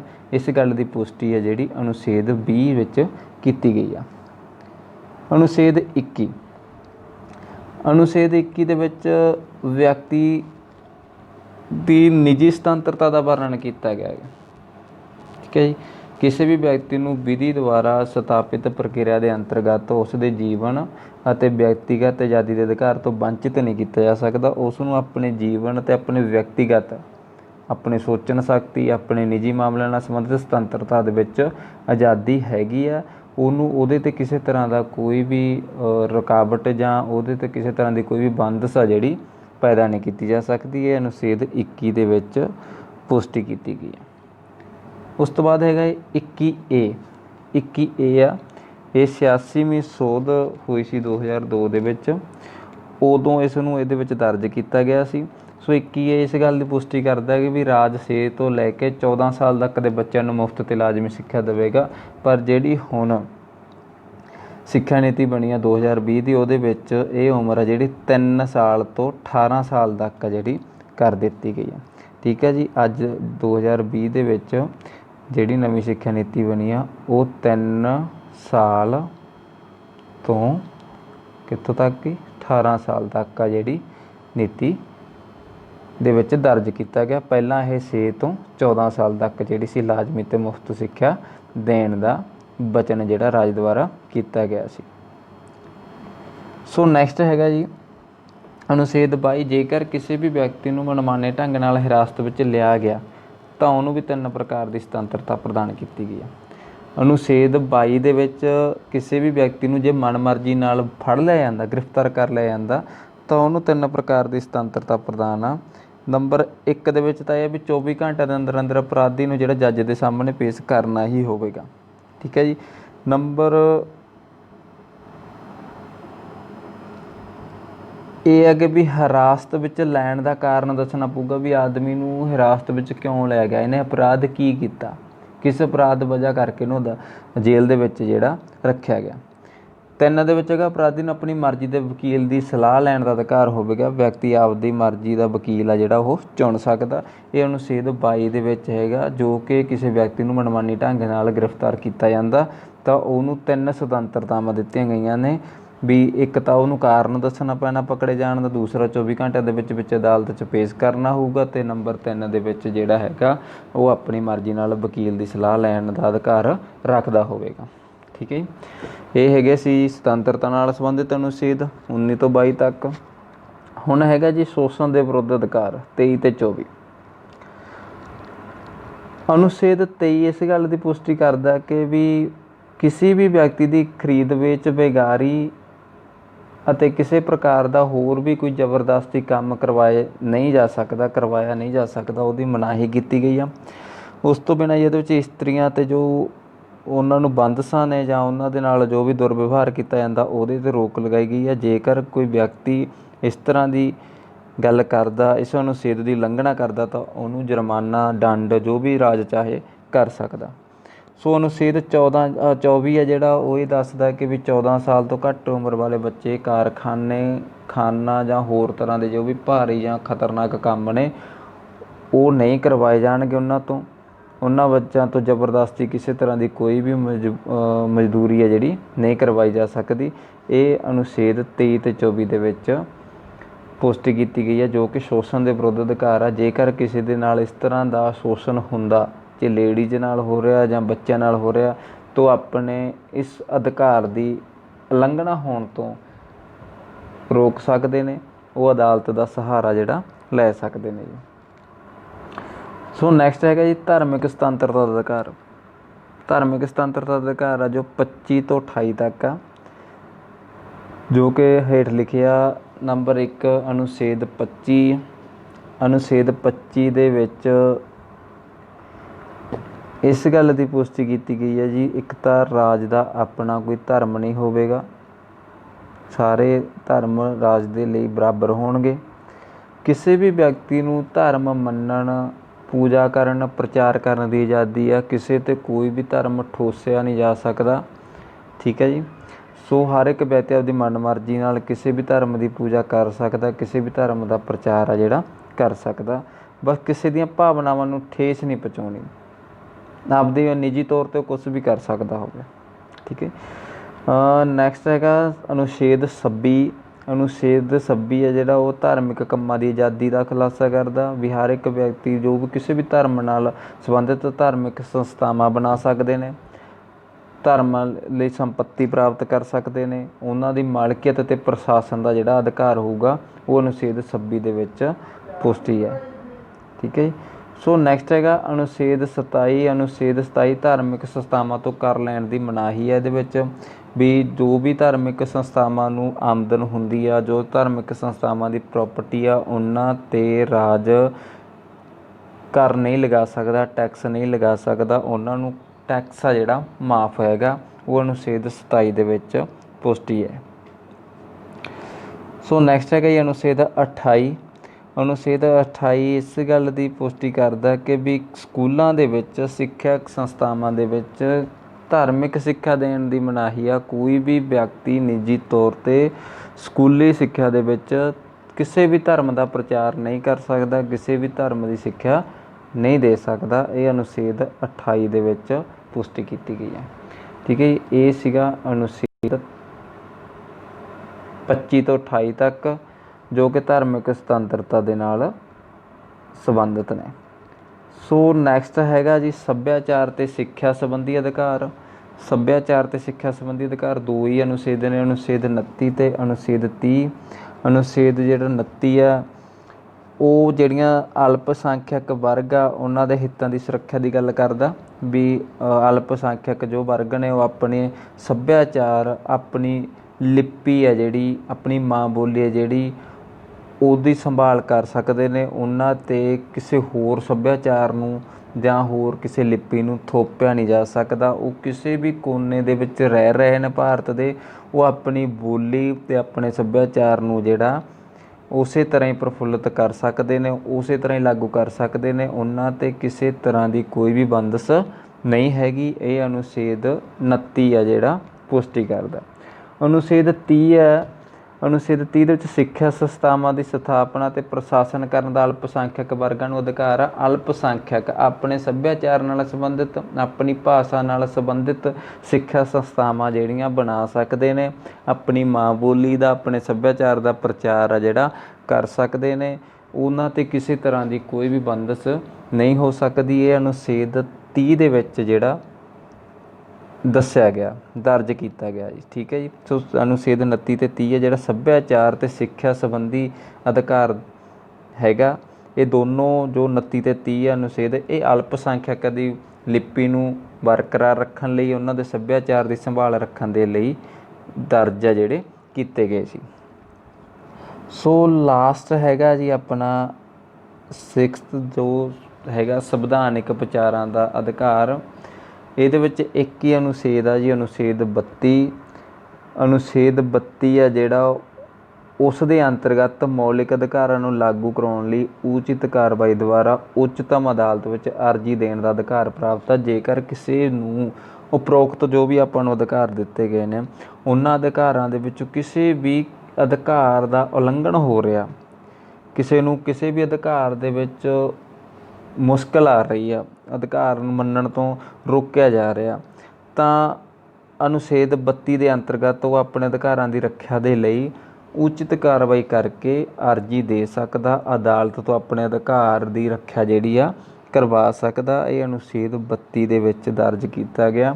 ਠੀਕ ਹੈ ਜੀ। ਇਸ ਸੰਦਰਭ ਵਿੱਚ ਉੱਚਤਮ ਅਦਾਲਤ ਨੂੰ 5 ਤਰ੍ਹਾਂ ਦੀ ਰਿਟ ਲਗਾਉਣ ਦੀ ਸ਼ਕਤੀ ਪ੍ਰਾਪਤ ਆ ਜੀ। ਸੋ ਇਸੇ ਕਰਕੇ ਡਾਕਟਰ ਅੰਬੇਡਕਰ ਨੇ ਸੰਵਿਧਾਨ, ਇਸ ਅਨੁਛੇਦ ਨੂੰ ਸੰਵਿਧਾਨ ਦੀ ਦਿਲ ਅਤੇ ਆਤਮਾ ਕਹਿ ਕੇ ਸਵੀਕਾਰਿਆ ਹੈ। ਠੀਕ ਹੈ ਜੀ। ਜੇ ਪੁੱਛਿਆ ਜਾਂਦਾ ਵੀ ਕਿਸ ਅਨੁਛੇਦ ਨੂੰ ਸੰਵਿਧਾਨ ਦਾ ਦਿਲ ਅਤੇ ਆਤਮਾ ਕਿਹਾ ਜਾਂਦਾ, ਉਹ ਹੈਗਾ ਜੀ ਅਨੁਛੇਦ 32 ਜੋ ਕਿ ਮੌਲਿਕ ਅਧਿਕਾਰਾਂ ਦੀ ਰੱਖਿਆ ਕਰਦਾ। ਇਹਨੂੰ ਸੁਰੱਖਿਅਕ ਅਧਿਕਾਰ ਵੀ ਕਿਹਾ ਜਾਂਦਾ। ਸੋ ਇਸ ਕਰਕੇ ਇਸ ਅਨੁਛੇਦ ਦੀ ਵਰਤੋਂ ਸਰਵਉੱਚ ਅਦਾਲਤ ਜਿਹੜਾ ਕਰਦੀ ਆ। ਠੀਕ ਹੈ ਜੀ। ਸੋ ਇੱਕ ਅਨੁਛੇਦ ਆ ਜੀ 226। 226 ਆ ਜਿਹੜਾ ਉਹ ਹਾਈ ਕੋਰਟ ਨਾਲ ਸੰਬੰਧਿਤ ਆ। 226 ਦੇ ਅੰਤਰਗਤ ਹਾਈ ਕੋਰਟ ਮੌਲਿਕ ਅਧਿਕਾਰਾਂ ਦੀ ਰੱਖਿਆ ਕਰ ਸਕਦਾ ਅਤੇ ਅਨੁਛੇਦ 32 ਦੇ ਅਕੋਰਡਿੰਗ ਹੈ ਜਿਹੜਾ ਉਹ ਸੁਪਰੀਮ ਕੋਰਟ ਅਧਿਕਾਰਾਂ ਦੀ ਰੱਖਿਆ ਕਰਦੀ ਆ। ਸੋ ਅੱਜ ਦਾ ਇੰਨਾ ਹੀ ਵਿਸ਼ਾ ਜੀ। ਆਸ ਕਰਦੇ ਹਾਂ ਤੁਹਾਨੂੰ ਇਹ ਵਿਸ਼ਾ ਜ਼ਰੂਰ ਪਸੰਦ ਆਇਆ ਹੋਵੇਗਾ। ਜੇਕਰ ਤੁਹਾਨੂੰ ਇਹ ਵੀਡੀਓ ਵਧੀਆ ਲੱਗੀ ਹੈ ਤਾਂ ਇਹਨੂੰ ਲਾਈਕ ਅਤੇ ਸ਼ੇਅਰ ਜ਼ਰੂਰ ਕਰੋ, ਕਮੈਂਟ ਵੀ ਕਰੋ ਜੀ, ਤਾਂ ਕਿ ਅਸੀਂ ਅੱਗੇ ਤੋਂ ਹੋਰ ਨਵੀਂ ਜਾਣਕਾਰੀ ਹੈ ਜਿਹੜੀ ਤੁਹਾਨੂੰ ਦੇ ਸਕੀਏ। ਧੰਨਵਾਦ ਜੀ। ਜਿਹੜਾ ਉਪਾਧੀਆਂ ਦਾ ਅੰਤ ਕਰਦਾ ਜੀ, ਸੈਨਾ ਜਾਂ ਸ਼ੈਲੀ ਨਾਲ ਸੰਬੰਧਿਤ ਜੋ ਵੀ ਸਨਮਾਨ ਕੀਤਾ ਜਾਂਦਾ ਉਹਦੇ ਨਾਲ ਜੋ ਵੀ ਉਪਾਧੀ ਆ ਉਹ ਰਾਜ ਪ੍ਰਦਾਨ ਨਹੀਂ ਕਰ ਸਕਦਾ। ਠੀਕ ਹੈ ਜੀ। ਦੇਸ਼ ਦਾ ਕੋਈ ਵੀ ਨਾਗਰਿਕ ਆ ਜਿਹੜਾ ਕਿਸੇ ਹੋਰ ਦੇਸ਼ ਤੋਂ ਉਨਾ ਚਿਰ ਉਪਾਧੀ ਸਵੀਕਾਰ ਨਹੀਂ ਕਰੂਗਾ ਜਿੰਨਾ ਚਿਰ ਉਸ ਨੂੰ ਰਾਸ਼ਟਰਪਤੀ ਦੀ ਪਰਮਿਸ਼ਨ ਨਹੀਂ ਮਿਲ ਜਾਂਦੀ। ਤਾਂ ਕਰਕੇ ਜਿੰਨੀਆਂ ਵੀ ਉਪਾਧੀਆਂ ਦਿੱਤੀਆਂ ਜਾਣਗੀਆਂ ਉਹ ਰਾਸ਼ਟਰਪਤੀ ਹੀ ਦੇ ਸਕਦਾ। ਰਾਸ਼ਟਰਪਤੀ ਦੀ ਮਨਜ਼ੂਰੀ ਤੋਂ ਬਿਨਾਂ ਕੋਈ ਵੀ ਉਪਾਧੀ ਹੈ ਜਿਹੜੀ ਸਵੀਕਾਰ ਨਹੀਂ ਕੀਤੀ ਜਾਊਗੀ। ਠੀਕ ਹੈ ਜੀ। ਇਹ ਸੀਗੇ ਜੀ ਸਮਾਨਤਾ ਨਾਲ ਸੰਬੰਧਿਤ ਅਨੁਛੇਦ 14 ਤੋਂ ਲੈ ਕੇ 18 ਤੱਕ। ਨੈਕਸਟ ਹੈਗਾ ਜੀ ਸੁਤੰਤਰਤਾ ਦਾ ਅਧਿਕਾਰ। ਸੁਤੰਤਰਤਾ ਦੇ ਅਧਿਕਾਰ ਨੇ 19 ਤੋਂ ਲੈ ਕੇ ਅਨੁਛੇਦ 22 ਤੱਕ। ਅਨੁਛੇਦ 19 ਦੇ ਵਿੱਚ 6 ਤਰ੍ਹਾਂ ਦੀ ਆਜ਼ਾਦੀ ਹੈ। ਪਹਿਲਾਂ ਇਹਦੇ ਵਿੱਚ 7 ਤਰ੍ਹਾਂ ਦੀ ਆਜ਼ਾਦੀ ਸੀ, ਪਰ ਸੰਪੱਤੀ ਦੇ ਅਧਿਕਾਰ ਨੂੰ ਜਿਹੜਾ ਹੈਗਾ ਮੌਲਿਕ ਅਧਿਕਾਰਾਂ 'ਚੋਂ ਹਟਾ ਕੇ ਕਾਨੂੰਨੀ ਅਧਿਕਾਰ ਬਣਾ ਦਿੱਤਾ ਗਿਆ। ਤਾਂ ਕਰਕੇ ਹੁਣ ਸੁਤੰਤਰਤਾ ਦੇ ਜੋ ਵੀ ਹੁਣ ਦੀਆਂ ਆਜ਼ਾਦੀਆਂ ਨੇ ਉਹ ਸਿਰਫ 6 ਨੇ। 6 ਤਰ੍ਹਾਂ ਦੀਆਂ ਆਜ਼ਾਦੀਆਂ ਜਿਹੜੀਆਂ ਦਿੱਤੀਆਂ ਗਈਆਂ ਨੇ। ਸੋ 19 ਦੇ ਵਿੱਚ ਇਹਨਾਂ 6 ਆਜ਼ਾਦੀਆਂ ਦਾ ਵਰਣਨ ਇਸ ਤਰ੍ਹਾਂ ਜੀ। ਅਨੁਛੇਦ 19A ਬੋਲਣ ਅਤੇ ਪ੍ਰੈਸ ਦੀ ਸੁਤੰਤਰਤਾ। 19A ਇਸ ਗੱਲ ਦੀ ਪੁਸ਼ਟੀ ਕਰਦਾ ਕਿ ਵੀ ਕੋਈ ਵੀ ਵਿਅਕਤੀ ਆ ਕਿਸੇ ਵੀ ਤਰ੍ਹਾਂ ਦਾ ਭਾਸ਼ਣ ਦੇ ਸਕਦਾ, ਬਸ ਭਾਸ਼ਣ ਆ ਜੋ ਭੜਕਾਊ ਨਾ ਹੋਵੇ, ਕਿਸੇ ਦੇ ਮਨ ਨੂੰ ਠੇਸ ਪਹੁੰਚਾਉਣ ਵਾਲਾ ਨਾ ਹੋਵੇ। ਅਤੇ ਪ੍ਰੈਸ ਦੀ ਸੁਤੰਤਰਤਾ ਹੈਗੀ ਆ, ਕੋਈ ਵੀ ਚੀਜ਼ ਆਪਣੇ ਲੇਖ ਵਗੈਰਾ ਛਪਵਾ ਸਕਦਾ, ਕਿਸੇ ਤਰ੍ਹਾਂ ਦੀ ਖਬਰ ਛਪਵਾ ਸਕਦਾ। ਅਤੇ ਬਸ ਇਸ ਵਿੱਚ ਇਸ ਗੱਲ ਤੋਂ ਗੁਰੇਜ਼ ਕੀਤਾ ਗਿਆ ਕਿ ਵੀ ਕੋਈ ਵੀ ਜੋ ਵੀ ਪ੍ਰੈਸ ਸੁਤੰਤਰਤਾ ਹੈਗੀ ਆ ਉਹ ਆਪਦੀ ਨਜਾਇਜ਼ ਸੁਤੰਤਰਤਾ ਨਹੀਂ ਲਊਗਾ, ਜਾਂ ਬੋਲਣ ਦੀ ਜੋ ਸੁਤੰਤਰਤਾ ਹੋਊਗੀ ਉਹ ਭਾਸ਼ਣ ਦਿੱਤੇ ਜਾਣਗੇ ਜੋ ਉਹ ਭੜਕਾਊ ਨਹੀਂ ਹੋਣੇ ਚਾਹੀਦੇ, ਅਤੇ ਆਪਣੇ ਮਨ ਦੀਆਂ ਗੱਲਾਂ, ਆਪਣੇ ਮਨ ਦੇ ਵਿਚਾਰ ਨੇ ਜੋ ਲੋਕਾਂ ਦੇ ਨਾਲ ਸਾਂਝੇ ਕੀਤੇ ਜਾ ਸਕਦੇ ਨੇ। ਇਹ ਅਨੁਛੇਦ 19A ਦੇ ਵਿੱਚ ਦਰਜ ਹੈ। 19B ਦੇ ਵਿੱਚ ਸ਼ਾਂਤੀਪੂਰਵਕ ਇਕੱਠੇ ਹੋਣ ਅਤੇ ਸਭਾ ਕਰਨ ਦੀ ਸੁਤੰਤਰਤਾ ਹੈਗੀ ਆ। ਕੋਈ ਵੀ ਵਿਅਕਤੀ ਹੈ ਜੋ ਬਿਨਾਂ ਹਥਿਆਰਾਂ ਦੇ ਇਕੱਠੇ ਹੋ ਕੇ ਸ਼ਾਂਤੀਪੂਰਵਕ ਰੋਸ ਮੁਜ਼ਾਹਰਾ ਕਰ ਸਕਦੇ ਨੇ, ਆਪਣੀਆਂ ਮੰਗਾਂ ਮਨਵਾ ਸਕਦੇ ਨੇ, ਕਿਸੇ ਵੀ ਤਰ੍ਹਾਂ ਦੀ ਕੋਈ ਵੀ ਸਭਾ ਜਿਹੜੀ ਆ ਬਣਾ ਸਕਦੇ ਨੇ। ਬਸ ਉਹਦੇ ਵਿੱਚ ਕੋਈ ਵੀ ਕਿਸੇ ਦਾ ਨੁਕਸਾਨ ਆ ਜਿਹੜਾ ਨਹੀਂ ਹੋਣਾ ਚਾਹੀਦਾ। ਅਨੁਛੇਦ 19C ਆ ਜਿਹੜਾ ਸੰਘ ਬਣਾਉਣ ਦੀ ਸੁਤੰਤਰਤਾ। ਵਿਅਕਤੀਆਂ ਨੂੰ ਜੋ ਉਹਨਾਂ ਦੇ ਹਿੱਤ ਸਾਂਝੇ ਨੇ ਉਹ ਆਪਣੇ ਵੀ ਕਿਸੇ ਦਾ ਨੁਕਸਾਨ ਆ ਜਿਹੜਾ ਨਹੀਂ ਹੋਣਾ ਚਾਹੀਦਾ। ਅਨੁਛੇਦ 19C ਆ ਜਿਹੜਾ ਸੰਘ ਬਣਾਉਣ ਦੀ ਸੁਤੰਤਰਤਾ। ਵਿਅਕਤੀਆਂ ਨੂੰ ਜੋ ਉਹਨਾਂ ਦੇ ਹਿੱਤ ਸਾਂਝੇ ਨੇ ਉਹ ਆਪਣੇ ਸੰਘ ਬਣਾ ਸਕਦੇ ਨੇ। ਜਿਵੇਂ ਆਪਾਂ ਦੇਖਦੇ ਹਾਂ ਟਰੱਕ ਯੂਨੀਅਨਾਂ ਬਣੀਆਂ ਹੋਈਆਂ, ਕਿਸਾਨ ਯੂਨੀਅਨਾਂ ਬਣੀਆਂ ਹੋਈਆਂ, ਟੀਚਰ ਯੂਨੀਅਨਾਂ, ਵਕੀਲ ਯੂਨੀਅਨਾਂ, ਹੋਰ ਕਈ ਤਰ੍ਹਾਂ ਦੀਆਂ ਯੂਨੀਅਨਾਂ ਬਣੀਆਂ ਹੋਈਆਂ ਨੇ। ਉਹ ਸੰਘ ਬਣਾਉਣ ਦੀ ਸੁਤੰਤਰਤਾ ਹੈਗੀ ਆ। ਉਹ ਅਨੁਛੇਦ 19C ਦੇ ਵਿੱਚ ਇਸ ਚੀਜ਼ ਦੀ ਪੁਸ਼ਟੀ ਕੀਤੀ ਗਈ ਆ। ਜੇ ਸਾਂਝੇ ਹਿੱਤਾਂ ਵਾਲੇ ਲੋਕ ਇਕੱਠੇ ਹੋ ਕੇ ਆਪਣੀਆਂ ਮੰਗਾਂ ਮਨਵਾਉਣ ਲਈ ਸੰਘ ਆ ਜਿਹੜੇ ਬਣਵਾ ਸਕਦੇ ਨੇ। ਅਨੁਛੇਦ 19D ਦੇ ਵਿੱਚ ਕੀ ਆ ਵੀ ਹਰ ਇੱਕ ਨਾਗਰਿਕ ਨੂੰ ਦੇਸ਼ ਦੇ ਕਿਸੇ ਵੀ ਹਿੱਸੇ ਵਿੱਚ ਘੁੰਮਣ ਫਿਰਨ ਦੀ ਸੁਤੰਤਰਤਾ ਹੈਗੀ ਆ। ਹਰ ਇੱਕ ਨਾਗਰਿਕ ਨੂੰ ਇਹ ਸੁਤੰਤਰਤਾ ਬਿਨਾਂ ਕਿਸੇ ਭੇਦਭਾਵ ਦੇ ਉਹ ਦੇਸ਼ ਦੇ ਕਿਸੇ ਵੀ ਹਿੱਸੇ ਵਿੱਚ ਜਾ ਕੇ ਘੁੰਮ ਫਿਰ ਸਕਦਾ, ਮਨੋਰੰਜਨ ਕਰ ਸਕਦਾ। ਅਨੁਛੇਦ 19E ਆ ਜਿਹੜਾ ਉਹ ਇਸ ਗੱਲ ਦੀ ਪੁਸ਼ਟੀ ਕਰਦਾ ਕਿ ਕੋਈ ਵੀ ਨਾਗਰਿਕ ਕਿਸੇ ਵੀ ਖੇਤਰ ਵਿੱਚ ਜਾ ਕੇ ਨਿਵਾਸ ਕਰ ਸਕਦਾ। ਉਹਨੂੰ ਇੰਨੀ ਸੁਤੰਤਰਤਾ ਹੈ ਕਿ ਵੀ ਉਹ ਇੱਕ ਸਟੇਟ ਤੋਂ ਦੂਜੀ ਸਟੇਟ ਵਿੱਚ ਜਾ ਸਕਦਾ, ਸਟੇਟ ਦੇ ਕਿਸੇ ਵੀ ਕੋਨੇ ਵਿੱਚ ਜਾ ਕੇ ਆਪਣੀ ਰਿਹਾਇਸ਼ ਆ ਜਿਹੜੀ ਕਰ ਸਕਦਾ। ਇਹ ਅਨੁਛੇਦ 19E ਦੇ ਵਿੱਚ ਪੁਸ਼ਟੀ ਕੀਤੀ ਗਈ ਆ। ਉਹਦੇ 'ਤੇ ਕਿਸੇ ਤਰ੍ਹਾਂ ਦੀ ਕੋਈ ਬੰਦਸ਼ ਨਹੀਂ ਹੋ ਸਕਦੀ। ਉਹ ਆਪਦੀ ਮਰਜ਼ੀ ਨਾਲ ਦੇਸ਼ ਦੇ ਕਿਸੇ ਵੀ ਖੇਤਰ 'ਚ ਜਾ ਕੇ ਆ ਜਿਹੜਾ ਰਹਿ ਸਕਦਾ। ਨੈਕਸਟ ਹੈਗਾ ਜੀ ਅਨੁਛੇਦ 19G। ਕੋਈ ਵੀ ਵਪਾਰ ਕਰਨ ਅਤੇ ਰੋਜੀ ਰੋਟੀ ਕਮਾਉਣ ਦੀ ਸੁਤੰਤਰਤਾ। ਆਪਾਂ ਕਿਸੇ ਤਰ੍ਹਾਂ ਦਾ ਕੋਈ ਵਪਾਰ ਕਰ ਸਕਦੇ ਹਾਂ, ਰੋਜੀ ਰੋਟੀ ਕਮਾਉਣ ਲਈ ਕਿਸੇ ਤਰ੍ਹਾਂ ਦਾ ਕਾਰੋਬਾਰ ਚਲਾ ਸਕਦੇ ਹਾਂ। ਇਹ ਆਪਾਂ ਨੂੰ ਅਨੁਛੇਦ 19 ਜੀ ਆ ਜਿਹੜਾ ਇਸ ਗੱਲ ਦੀ ਖੁੱਲ੍ਹ ਦਿੰਦਾ ਕਿ ਵੀ ਆਪਾਂ ਆਪਣਾ ਪਰਿਵਾਰ ਪਾਲਣ ਲਈ ਰੋਜੀ ਰੋਟੀ ਕਮਾ ਸਕਦੇ ਹਾਂ ਅਤੇ ਕਿਸੇ ਵੀ ਤਰ੍ਹਾਂ ਦਾ ਵਪਾਰ ਜਿਹੜਾ ਕਰ ਸਕਦੇ ਹਾਂ। ਇਹ ਸੀਗਾ ਜੀ ਅਨੁਛੇਦ 19 ਜਿਹੜੀਆਂ ਕਿ 6 ਸੁਤੰਤਰਤਾਵਾਂ ਦੀ ਵਿਵਸਥਾ ਕਰਦਾ। ਸੋ ਨੈਕਸਟ ਹੈਗਾ ਅਨੁਛੇਦ 20। ਅਨੁਛੇਦ 20 ਦੇ ਵਿੱਚ ਵੀ 3 ਪ੍ਰਕਾਰ ਦੀ ਸੁਤੰਤਰਤਾ ਦਾ ਵਰਣਨ ਆ। ਇਹਦੇ ਵਿੱਚ ਅਪਰਾਧ ਲਈ ਦੋਸ਼ ਸਿੱਧ ਕਰਨ ਦੇ ਸੰਬੰਧ ਦੀ ਸੁਤੰਤਰਤਾ ਵੀ ਜੇਕਰ ਕਿਸੇ ਵਿਅਕਤੀ 'ਤੇ ਕਿਸੇ ਤਰ੍ਹਾਂ ਦਾ ਕੋਈ ਵੀ ਦੋਸ਼ ਲਗਾਇਆ ਜਾਂਦਾ ਤਾਂ ਉਹਨੂੰ ਦੋਸ਼ ਸਿੱਧ ਕਰਨ ਲਈ 3 ਪ੍ਰਕਾਰ ਦੀ ਸੁਤੰਤਰਤਾ ਦਿੱਤੀ ਗਈ ਆ। ਇੱਕ ਤਾਂ ਇਹ ਹੈ ਵੀ ਕਿਸੇ ਵੀ ਵਿਅਕਤੀ ਨੂੰ ਇੱਕ ਅਪਰਾਧ ਲਈ ਸਿਰਫ ਇੱਕ ਵਾਰ ਹੀ ਸਜ਼ਾ ਮਿਲੂਗੀ। ਜੇ ਇੱਕ ਅਪਰਾਧ ਉਹ ਵਾਰ-ਵਾਰ ਕਰ ਰਿਹਾ ਉਹਨੂੰ ਸਿਰਫ ਇੱਕ ਵਾਰ ਹੀ ਸਜ਼ਾ ਜਿਹੜੀ ਆ ਮਿਲੇਗੀ। ਨੰਬਰ 2 'ਤੇ ਅਪਰਾਧ ਕਰਨ ਸਮੇਂ ਜੋ ਕਾਨੂੰਨ ਹੈ ਉਹਦੇ ਤਹਿਤ ਹੀ ਸਜ਼ਾ ਮਿਲੂਗੀ। ਠੀਕ ਹੈ ਜੀ। ਅਪਰਾਧ ਕਰਨ ਤੋਂ ਪਹਿਲਾਂ ਜਾਂ ਅਪਰਾਧ ਕਰਨ ਤੋਂ ਬਾਅਦ ਜਿਹੜੇ ਬਣਨ ਵਾਲੇ ਕਾਨੂੰਨ ਨੇ ਉਹਨਾਂ ਮੁਤਾਬਕ ਸਜ਼ਾ ਨਹੀਂ ਕੀਤੀ। ਸੰਬੰਧਿਤ ਸਿੱਖਿਆ ਸੰਸਥਾਵਾਂ ਜਿਹੜੀਆਂ ਬਣਾ ਸਕਦੇ ਨੇ, ਆਪਣੀ ਮਾਂ ਬੋਲੀ ਦਾ, ਆਪਣੇ ਸੱਭਿਆਚਾਰ ਦਾ ਪ੍ਰਚਾਰ ਆ ਜਿਹੜਾ ਕਰ ਸਕਦੇ ਨੇ। ਉਹਨਾਂ 'ਤੇ ਕਿਸੇ ਤਰ੍ਹਾਂ ਦੀ ਕੋਈ ਵੀ ਬੰਦਸ਼ ਨਹੀਂ ਹੋ ਸਕਦੀ। ਇਹ ਅਨੁਛੇਦ 30 ਦੇ ਵਿੱਚ ਜਿਹੜਾ ਦੱਸਿਆ ਗਿਆ, ਦਰਜ ਕੀਤਾ ਗਿਆ ਜੀ। ਠੀਕ ਹੈ ਜੀ। ਸੋ ਅਨੁਛੇਦ 29 ਅਤੇ 30 ਹੈ ਜਿਹੜਾ ਸੱਭਿਆਚਾਰ ਅਤੇ ਸਿੱਖਿਆ ਸੰਬੰਧੀ ਅਧਿਕਾਰ ਹੈਗਾ। ਇਹ ਦੋਨੋਂ ਜੋ 29 ਅਤੇ 30 ਅਨੁਛੇਦ ਇਹ ਅਲਪ ਸੰਖਿਅਕ ਦੀ ਲਿਪੀ ਨੂੰ ਬਰਕਰਾਰ ਰੱਖਣ ਲਈ, ਉਹਨਾਂ ਦੇ ਸੱਭਿਆਚਾਰ ਦੀ ਸੰਭਾਲ ਰੱਖਣ ਦੇ ਲਈ ਦਰਜ ਆ ਜਿਹੜੇ ਕੀਤੇ ਗਏ ਸੀ। ਸੋ ਲਾਸਟ ਹੈਗਾ ਜੀ ਆਪਣਾ 6th ਜੋ ਹੈਗਾ ਸੰਵਿਧਾਨਿਕ ਵਿਚਾਰਾਂ ਦਾ ਅਧਿਕਾਰ। ਇਹਦੇ ਵਿੱਚ ਇੱਕ ਹੀ ਅਨੁਛੇਦ ਆ ਜੀ, ਅਨੁਛੇਦ 32। ਅਨੁਛੇਦ 32 ਆ ਜਿਹੜਾ ਉਸ ਦੇ ਅੰਤਰਗਤ ਮੌਲਿਕ ਅਧਿਕਾਰਾਂ ਨੂੰ ਲਾਗੂ ਕਰਾਉਣ ਲਈ ਉਚਿਤ ਕਾਰਵਾਈ ਦੁਆਰਾ ਉੱਚਤਮ ਅਦਾਲਤ ਵਿੱਚ ਅਰਜ਼ੀ ਦੇਣ ਦਾ ਅਧਿਕਾਰ ਪ੍ਰਾਪਤ ਆ। ਜੇਕਰ ਕਿਸੇ ਨੂੰ ਉਪਰੋਕਤ ਜੋ ਵੀ ਆਪਾਂ ਨੂੰ ਅਧਿਕਾਰ ਦਿੱਤੇ ਗਏ ਨੇ ਉਹਨਾਂ ਅਧਿਕਾਰਾਂ ਦੇ ਵਿੱਚੋਂ ਕਿਸੇ ਵੀ ਅਧਿਕਾਰ ਦਾ ਉਲੰਘਣ ਹੋ ਰਿਹਾ, ਕਿਸੇ ਨੂੰ ਕਿਸੇ ਵੀ ਅਧਿਕਾਰ ਦੇ ਵਿੱਚ ਮੁਸ਼ਕਿਲ ਆ ਰਹੀ ਆ, ਅਧਿਕਾਰ ਨੂੰ ਮੰਨਣ ਤੋਂ ਰੋਕਿਆ ਜਾ ਰਿਹਾ, ਤਾਂ ਅਨੁਛੇਦ 32 ਦੇ ਅੰਤਰਗਤ ਉਹ ਆਪਣੇ ਅਧਿਕਾਰਾਂ ਦੀ ਰੱਖਿਆ ਦੇ ਲਈ ਉਚਿਤ ਕਾਰਵਾਈ ਕਰਕੇ ਅਰਜ਼ੀ ਦੇ ਸਕਦਾ, ਅਦਾਲਤ ਤੋਂ ਆਪਣੇ ਅਧਿਕਾਰ ਦੀ ਰੱਖਿਆ ਜਿਹੜੀ ਆ ਕਰਵਾ ਸਕਦਾ। ਇਹ ਅਨੁਛੇਦ 32 ਦੇ ਵਿੱਚ ਦਰਜ ਕੀਤਾ ਗਿਆ। ਠੀਕ ਹੈ ਜੀ। ਇਸ ਸੰਦਰਭ ਵਿੱਚ ਉੱਚਤਮ ਅਦਾਲਤ ਨੂੰ 5 ਤਰ੍ਹਾਂ ਦੀ ਰਿਟ ਲਗਾਉਣ ਦੀ ਸ਼ਕਤੀ ਪ੍ਰਾਪਤ ਆ ਜੀ। ਸੋ ਇਸੇ ਕਰਕੇ ਡਾਕਟਰ ਅੰਬੇਡਕਰ ਨੇ ਸੰਵਿਧਾਨ ਇਸ ਅਨੁਛੇਦ ਨੂੰ ਸੰਵਿਧਾਨ ਦੀ ਦਿਲ ਅਤੇ ਆਤਮਾ ਕਹਿ ਕੇ ਸਵੀਕਾਰਿਆ ਹੈ। ਠੀਕ ਹੈ ਜੀ। ਜੇ ਪੁੱਛਿਆ ਜਾਂਦਾ ਵੀ ਕਿਸ ਅਨੁਛੇਦ ਨੂੰ ਸੰਵਿਧਾਨ ਦਾ ਦਿਲ ਅਤੇ ਆਤਮਾ ਕਿਹਾ ਜਾਂਦਾ, ਉਹ ਹੈਗਾ ਜੀ ਅਨੁਛੇਦ 32 ਜੋ ਕਿ ਮੌਲਿਕ ਅਧਿਕਾਰਾਂ ਦੀ ਰੱਖਿਆ ਕਰਦਾ। ਇਹਨੂੰ ਸੁਰੱਖਿਅਕ ਅਧਿਕਾਰ ਵੀ ਕਿਹਾ ਜਾਂਦਾ। ਸੋ ਇਸ ਕਰਕੇ ਇਸ ਅਨੁਛੇਦ ਦੀ ਵਰਤੋਂ ਸਰਵਉੱਚ ਅਦਾਲਤ ਜਿਹੜਾ ਕਰਦੀ ਆ। ਠੀਕ ਹੈ ਜੀ। ਸੋ ਇੱਕ ਅਨੁਛੇਦ ਆ ਜੀ 226। 226 ਆ ਜਿਹੜਾ ਉਹ ਹਾਈ ਕੋਰਟ ਨਾਲ ਸੰਬੰਧਿਤ ਆ। 226 ਦੇ ਅੰਤਰਗਤ ਹਾਈ ਕੋਰਟ ਮੌਲਿਕ ਅਧਿਕਾਰਾਂ ਦੀ ਰੱਖਿਆ ਕਰ ਸਕਦਾ ਅਤੇ ਅਨੁਛੇਦ 32 ਦੇ ਅਕੋਰਡਿੰਗ ਹੈ ਜਿਹੜਾ ਉਹ ਸੁਪਰੀਮ ਕੋਰਟ ਅਧਿਕਾਰਾਂ ਦੀ ਰੱਖਿਆ ਕਰਦੀ ਆ। ਸੋ ਅੱਜ ਦਾ ਇੰਨਾ ਹੀ ਵਿਸ਼ਾ ਜੀ। ਆਸ ਕਰਦੇ ਹਾਂ ਤੁਹਾਨੂੰ ਇਹ ਵਿਸ਼ਾ ਜ਼ਰੂਰ ਪਸੰਦ ਆਇਆ ਹੋਵੇਗਾ।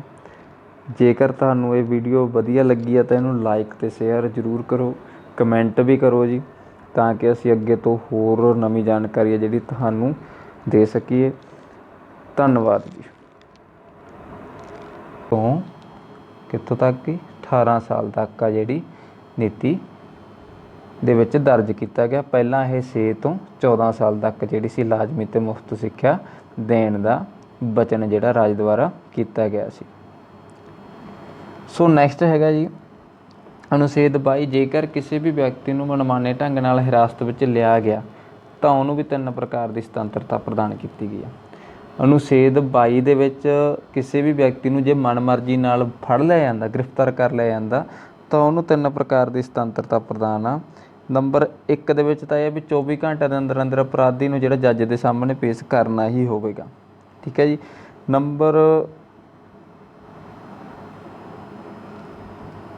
ਇਹ ਹੈ ਕਿ ਵੀ ਹਿਰਾਸਤ ਵਿੱਚ ਲੈਣ ਦਾ ਕਾਰਨ ਦੱਸਣਾ ਪਊਗਾ ਵੀ ਆਦਮੀ ਨੂੰ ਹਿਰਾਸਤ ਵਿੱਚ ਕਿਉਂ ਲਿਆ ਗਿਆ, ਇਹਨੇ ਅਪਰਾਧ ਕੀ ਕੀਤਾ, ਕਿਸ ਅਪਰਾਧ ਵਜ੍ਹਾ ਕਰਕੇ ਇਹਨੂੰ ਜੇਲ੍ਹ ਦੇ ਵਿੱਚ ਜਿਹੜਾ ਰੱਖਿਆ ਗਿਆ। 3 ਦੇ ਵਿੱਚ ਹੈਗਾ ਅਪਰਾਧੀ ਨੂੰ ਆਪਣੀ ਮਰਜ਼ੀ ਦੇ ਵਕੀਲ ਦੀ ਸਲਾਹ ਲੈਣ ਦਾ ਅਧਿਕਾਰ ਹੋਵੇਗਾ। ਵਿਅਕਤੀ ਆਪਦੀ ਮਰਜ਼ੀ ਦਾ ਵਕੀਲ ਆ ਜਿਹੜਾ ਉਹ ਚੁਣ ਸਕਦਾ। ਇਹ ਅਨੁਛੇਦ 22 ਦੇ ਵਿੱਚ ਹੈਗਾ, ਜੋ ਕਿ ਕਿਸੇ ਵਿਅਕਤੀ ਨੂੰ ਮਨਮਾਨੀ ਢੰਗ ਨਾਲ ਗ੍ਰਿਫਤਾਰ ਕੀਤਾ ਜਾਂਦਾ ਤਾਂ ਉਹਨੂੰ 3 ਸੁਤੰਤਰਤਾਵਾਂ ਦਿੱਤੀਆਂ ਗਈਆਂ ਨੇ ਵੀ ਇੱਕ ਤਾਂ ਉਹਨੂੰ ਕਾਰਨ ਦੱਸਣਾ ਪੈਣਾ ਪਕੜੇ ਜਾਣ ਦਾ, ਦੂਸਰਾ 24 ਘੰਟਿਆਂ ਦੇ ਵਿੱਚ ਅਦਾਲਤ 'ਚ ਪੇਸ਼ ਕਰਨਾ ਹੋਊਗਾ, ਅਤੇ ਨੰਬਰ 3 ਦੇ ਵਿੱਚ ਜਿਹੜਾ ਹੈਗਾ ਉਹ ਆਪਣੀ ਮਰਜ਼ੀ ਨਾਲ ਵਕੀਲ ਦੀ ਸਲਾਹ ਲੈਣ ਦਾ ਅਧਿਕਾਰ ਰੱਖਦਾ ਹੋਵੇਗਾ। ਠੀਕ ਹੈ ਜੀ, ਇਹ ਹੈਗੇ ਸੀ ਸੁਤੰਤਰਤਾ ਨਾਲ ਸੰਬੰਧਿਤ ਅਨੁਛੇਦ 19 ਤੋਂ 22 ਤੱਕ। ਹੁਣ ਹੈਗਾ ਜੀ ਸ਼ੋਸ਼ਣ ਦੇ ਵਿਰੁੱਧ ਅਧਿਕਾਰ 23 ਤੇ 24। ਅਨੁਛੇਦ 23 ਇਸ ਗੱਲ ਦੀ ਪੁਸ਼ਟੀ ਕਰਦਾ ਕਿ ਵੀ ਕਿਸੇ ਵੀ ਵਿਅਕਤੀ ਦੀ ਖਰੀਦ ਵੇਚ, ਬੇਗਾਰੀ ਅਤੇ ਕਿਸੇ ਪ੍ਰਕਾਰ ਦਾ ਹੋਰ ਵੀ ਕੋਈ ਜ਼ਬਰਦਸਤੀ ਕੰਮ ਕਰਵਾਇਆ ਨਹੀਂ ਜਾ ਸਕਦਾ, ਉਹਦੀ ਮਨਾਹੀ ਕੀਤੀ ਗਈ ਆ। ਉਸ ਤੋਂ ਬਿਨਾਂ ਇਹਦੇ ਵਿੱਚ ਇਸਤਰੀਆਂ ਅਤੇ ਜੋ ਉਹਨਾਂ ਨੂੰ ਬੰਦਸ਼ਾਂ ਨੇ ਜਾਂ ਉਹਨਾਂ ਦੇ ਨਾਲ ਜੋ ਵੀ ਦੁਰਵਿਵਹਾਰ ਕੀਤਾ ਜਾਂਦਾ ਉਹਦੇ 'ਤੇ ਰੋਕ ਲਗਾਈ ਗਈ ਹੈ। ਜੇਕਰ ਕੋਈ ਵਿਅਕਤੀ ਇਸ ਤਰ੍ਹਾਂ ਦੀ ਗੱਲ ਕਰਦਾ, ਇਸ ਅਨੁਛੇਦ ਦੀ ਉਲੰਘਣਾ ਕਰਦਾ ਤਾਂ ਉਹਨੂੰ ਜੁਰਮਾਨਾ, ਦੰਡ ਜੋ ਵੀ ਰਾਜ ਚਾਹੇ ਕਰ ਸਕਦਾ। ਸੋ ਅਨੁਛੇਦ 24 ਹੈ ਜਿਹੜਾ ਉਹ ਇਹ ਦੱਸਦਾ ਕਿ ਵੀ 14 ਸਾਲ ਤੋਂ ਘੱਟ ਉਮਰ ਵਾਲੇ ਬੱਚੇ ਕਾਰਖਾਨੇ, ਖਾਨਾ ਜਾਂ ਹੋਰ ਤਰ੍ਹਾਂ ਦੇ ਜੋ ਵੀ ਭਾਰੀ ਜਾਂ ਖਤਰਨਾਕ ਕੰਮ ਨੇ ਉਹ ਨਹੀਂ ਕਰਵਾਏ ਜਾਣਗੇ ਉਹਨਾਂ ਤੋਂ। ਉਹਨਾਂ ਬੱਚਿਆਂ ਤੋਂ ਜ਼ਬਰਦਸਤੀ ਕਿਸੇ ਤਰ੍ਹਾਂ ਦੀ ਕੋਈ ਵੀ ਮਜ਼ਦੂਰੀ ਹੈ ਜਿਹੜੀ ਨਹੀਂ ਕਰਵਾਈ ਜਾ ਸਕਦੀ। ਇਹ ਅਨੁਛੇਦ 23 ਤੇ 24 ਦੇ ਵਿੱਚ ਪੁਸ਼ਟੀ ਕੀਤੀ ਗਈ ਹੈ, ਜੋ ਕਿ ਸ਼ੋਸ਼ਣ ਦੇ ਵਿਰੁੱਧ ਅਧਿਕਾਰ ਆ। ਜੇਕਰ ਕਿਸੇ ਦੇ ਨਾਲ ਇਸ ਤਰ੍ਹਾਂ ਦਾ ਸ਼ੋਸ਼ਣ ਹੁੰਦਾ, ਜੇ ਲੇਡੀਜ਼ ਨਾਲ ਹੋ ਰਿਹਾ ਜਾਂ ਬੱਚਿਆਂ ਨਾਲ ਹੋ ਰਿਹਾ, ਤਾਂ ਆਪਣੇ ਇਸ ਅਧਿਕਾਰ ਦੀ ਉਲੰਘਣਾ ਹੋਣ ਤੋਂ ਰੋਕ ਸਕਦੇ ਨੇ, ਉਹ ਅਦਾਲਤ ਦਾ ਸਹਾਰਾ ਜਿਹੜਾ ਲੈ ਸਕਦੇ ਨੇ। ਹੁਣ ਹੈਗਾ ਜੀ ਸ਼ੋਸ਼ਣ ਦੇ ਵਿਰੁੱਧ ਅਧਿਕਾਰ 23 ਤੇ 24। ਅਨੁਛੇਦ 23 ਇਸ ਗੱਲ ਦੀ ਪੁਸ਼ਟੀ ਕਰਦਾ ਕਿ ਵੀ ਕਿਸੇ ਵੀ ਵਿਅਕਤੀ ਦੀ ਖਰੀਦ ਵੇਚ, ਬੇਗਾਰੀ ਅਤੇ ਕਿਸੇ ਪ੍ਰਕਾਰ ਦਾ ਹੋਰ ਵੀ ਕੋਈ ਜ਼ਬਰਦਸਤੀ ਕੰਮ ਕਰਵਾਇਆ ਨਹੀਂ ਜਾ ਸਕਦਾ, ਉਹਦੀ ਮਨਾਹੀ ਕੀਤੀ ਗਈ ਆ। ਉਸ ਤੋਂ ਬਿਨਾਂ ਇਹਦੇ ਵਿੱਚ ਇਸਤਰੀਆਂ ਅਤੇ ਜੋ ਉਹਨਾਂ ਨੂੰ ਬੰਦਸ਼ਾਂ ਨੇ ਜਾਂ ਉਹਨਾਂ ਦੇ ਨਾਲ ਜੋ ਵੀ ਦੁਰਵਿਵਹਾਰ ਕੀਤਾ ਜਾਂਦਾ ਉਹਦੇ 'ਤੇ ਰੋਕ ਲਗਾਈ ਗਈ ਹੈ। ਜੇਕਰ ਕੋਈ ਵਿਅਕਤੀ ਇਸ ਤਰ੍ਹਾਂ ਦੀ ਗੱਲ ਕਰਦਾ, ਇਸ ਅਨੁਛੇਦ ਦੀ ਉਲੰਘਣਾ ਕਰਦਾ ਤਾਂ ਉਹਨੂੰ ਜੁਰਮਾਨਾ, ਦੰਡ ਜੋ ਵੀ ਰਾਜ ਚਾਹੇ ਕਰ ਸਕਦਾ। ਸੋ ਅਨੁਛੇਦ 24 ਹੈ ਜਿਹੜਾ ਉਹ ਇਹ ਦੱਸਦਾ ਕਿ ਵੀ 14 ਸਾਲ ਤੋਂ ਘੱਟ ਉਮਰ ਵਾਲੇ ਬੱਚੇ ਕਾਰਖਾਨੇ, ਖਾਨਾ ਜਾਂ ਹੋਰ ਤਰ੍ਹਾਂ ਦੇ ਜੋ ਵੀ ਭਾਰੀ ਜਾਂ ਖਤਰਨਾਕ ਕੰਮ ਨੇ ਉਹ ਨਹੀਂ ਕਰਵਾਏ ਜਾਣਗੇ ਉਹਨਾਂ ਤੋਂ। ਉਹਨਾਂ ਬੱਚਿਆਂ ਤੋਂ ਜ਼ਬਰਦਸਤੀ ਕਿਸੇ ਤਰ੍ਹਾਂ ਦੀ ਕੋਈ ਵੀ ਮਜ਼ਦੂਰੀ ਹੈ ਜਿਹੜੀ ਨਹੀਂ ਕਰਵਾਈ ਜਾ ਸਕਦੀ। ਇਹ ਅਨੁਛੇਦ 23 ਤੇ 24 ਦੇ ਵਿੱਚ ਪੁਸ਼ਟੀ ਕੀਤੀ ਗਈ ਹੈ, ਜੋ ਕਿ ਸ਼ੋਸ਼ਣ ਦੇ ਵਿਰੁੱਧ ਅਧਿਕਾਰ ਆ। ਜੇਕਰ ਕਿਸੇ ਦੇ ਨਾਲ ਇਸ ਤਰ੍ਹਾਂ ਦਾ ਸ਼ੋਸ਼ਣ ਹੁੰਦਾ, ਜੇ ਲੇਡੀਜ਼ ਨਾਲ ਹੋ ਰਿਹਾ ਜਾਂ ਬੱਚਿਆਂ ਨਾਲ ਹੋ ਰਿਹਾ, ਤਾਂ ਆਪਣੇ ਇਸ ਅਧਿਕਾਰ ਦੀ ਉਲੰਘਣਾ ਹੋਣ ਤੋਂ ਰੋਕ ਸਕਦੇ ਨੇ, ਉਹ ਅਦਾਲਤ ਦਾ ਸਹਾਰਾ ਜਿਹੜਾ ਲੈ ਸਕਦੇ ਨੇ ਜੀ। ਸੋ ਨੈਕਸਟ ਹੈਗਾ ਜੀ ਧਾਰਮਿਕ ਸੁਤੰਤਰਤਾ ਦਾ ਅਧਿਕਾਰ। ਧਾਰਮਿਕ ਸੁਤੰਤਰਤਾ ਦਾ ਅਧਿਕਾਰ ਆ ਜੋ 25 ਤੋਂ 28 ਤੱਕ ਆ, ਜੋ ਕਿ ਹੇਠ ਲਿਖਿਆ ਨੰਬਰ 1 ਅਨੁਛੇਦ 25। ਅਨੁਛੇਦ 25 ਦੇ ਵਿੱਚ ਇਸ ਗੱਲ ਦੀ ਪੁਸ਼ਟੀ ਕੀਤੀ ਗਈ ਹੈ ਜੀ, ਇੱਕ ਤਾਂ ਰਾਜ ਦਾ ਆਪਣਾ ਕੋਈ ਧਰਮ ਨਹੀਂ ਹੋਵੇਗਾ, ਸਾਰੇ ਧਰਮ ਰਾਜ ਦੇ ਲਈ ਬਰਾਬਰ ਹੋਣਗੇ। ਕਿਸੇ ਵੀ ਵਿਅਕਤੀ ਨੂੰ ਧਰਮ ਮੰਨਣ, ਪੂਜਾ ਕਰਨ, ਪ੍ਰਚਾਰ ਕਰਨ ਦੀ ਆਜ਼ਾਦੀ ਆ। ਕਿਸੇ 'ਤੇ ਕੋਈ ਵੀ ਧਰਮ ਠੋਸਿਆ ਨਹੀਂ ਜਾ ਸਕਦਾ। ਠੀਕ ਹੈ ਜੀ। ਸੋ ਹਰ ਇੱਕ ਵਿਅਕਤੀ ਆਪਦੀ ਮਨਮਰਜ਼ੀ ਨਾਲ ਕਿਸੇ ਵੀ ਧਰਮ ਦੀ ਪੂਜਾ ਕਰ ਸਕਦਾ, ਕਿਸੇ ਵੀ ਧਰਮ ਦਾ ਪ੍ਰਚਾਰ ਆ ਜਿਹੜਾ ਕਰ ਸਕਦਾ। ਬਸ ਕਿਸੇ ਦੀਆਂ ਭਾਵਨਾਵਾਂ ਨੂੰ ਠੇਸ ਨਹੀਂ ਪਹੁੰਚਾਉਣੀ, ਆਪਦੀ ਨਿੱਜੀ ਤੌਰ 'ਤੇ ਕੁਛ ਵੀ ਕਰ ਸਕਦਾ ਹੋਵੇ। ਠੀਕ ਹੈ। ਨੈਕਸਟ ਹੈਗਾ ਅਨੁਛੇਦ 26। ਅਨੁਛੇਦ 26 ਹੈ ਜਿਹੜਾ ਉਹ ਧਾਰਮਿਕ ਕੰਮਾਂ ਦੀ ਆਜ਼ਾਦੀ ਦਾ ਖੁਲਾਸਾ ਕਰਦਾ ਵੀ ਹਰ ਇੱਕ ਵਿਅਕਤੀ ਜੋ ਵੀ ਕਿਸੇ ਵੀ ਧਰਮ ਨਾਲ ਸੰਬੰਧਿਤ ਧਾਰਮਿਕ ਸੰਸਥਾਵਾਂ ਬਣਾ ਸਕਦੇ ਨੇ, ਧਰਮ ਲਈ ਸੰਪੱਤੀ ਪ੍ਰਾਪਤ ਕਰ ਸਕਦੇ ਨੇ, ਉਹਨਾਂ ਦੀ ਮਾਲਕੀਅਤ ਅਤੇ ਪ੍ਰਸ਼ਾਸਨ ਦਾ ਜਿਹੜਾ ਅਧਿਕਾਰ ਹੋਊਗਾ ਉਹ ਅਨੁਛੇਦ 26 ਦੇ ਵਿੱਚ ਪੁਸ਼ਟੀ ਹੈ। ਠੀਕ ਹੈ ਜੀ। ਸੋ ਨੈਕਸਟ ਹੈਗਾ ਅਨੁਛੇਦ 27। ਅਨੁਛੇਦ 27 ਧਾਰਮਿਕ ਸੰਸਥਾਵਾਂ ਤੋਂ ਕਰ ਲੈਣ ਦੀ ਮਨਾਹੀ ਹੈ। ਇਹਦੇ ਵਿੱਚ ਵੀ ਜੋ ਵੀ ਧਾਰਮਿਕ ਸੰਸਥਾਵਾਂ ਨੂੰ ਆਮਦਨ ਹੁੰਦੀ ਆ, ਜੋ ਧਾਰਮਿਕ ਸੰਸਥਾਵਾਂ ਦੀ ਪ੍ਰਾਪਰਟੀ ਆ, ਉਹਨਾਂ 'ਤੇ ਰਾਜ ਕਰ ਨਹੀਂ ਲਗਾ ਸਕਦਾ ਦੇ ਆਧਾਰ 'ਤੇ ਵਿਤਕਰਾ ਕਰਨ 'ਤੇ ਰੋਕ ਲਗਾਈ ਗਈ ਹੈ ਜੀ। ਅਨੁਛੇਦ 16 ਜੀ, ਅਨੁਛੇਦ 16 ਇਸ ਗੱਲ ਦੀ ਪੁਸ਼ਟੀ ਕਰਦਾ ਕਿ ਹਰ ਇੱਕ ਨਾਗਰਿਕ ਨੂੰ ਕਿਸੇ ਵੀ ਪਦ ਦੀ ਨਿਯੁਕਤੀ ਨਾਲ ਸੰਬੰਧਿਤ ਵਿਸ਼ਿਆਂ ਵਿੱਚ ਬਰਾਬਰ ਦੇ ਮੌਕੇ ਪ੍ਰਦਾਨ ਕੀਤੇ ਜਾਣਗੇ। ਕਿਸੇ ਵੀ ਨਾਗਰਿਕ ਨਾਲ ਕਿਸੇ ਵੀ ਤਰ੍ਹਾਂ ਦਾ ਧਾਰਮਿਕ, ਜਾਤੀ ਜਾਂ ਲਿੰਗ ਦੇ ਆਧਾਰ 'ਤੇ ਵਿਤਕਰਾ ਨਹੀਂ ਕੀਤਾ ਜਾ ਸਕਦਾ। ਰਾਜ ਜਦੋਂ ਵੀ ਕੋਈ ਕਿਸੇ ਵੀ ਪਦ ਦੀ ਨਿਯੁਕਤੀ ਕਰੂਗਾ ਤਾਂ ਨਾਗਰਿਕਾਂ ਨੂੰ ਬਰਾਬਰ ਦੇ ਮੌਕੇ ਦਿੱਤੇ ਜਾਣਗੇ, ਜੇਕਰ ਨਾਗਰਿਕ ਉਸ ਦੀ ਯੋਗਤਾ ਰੱਖਦੇ ਹੋਣ ਤਾਂ।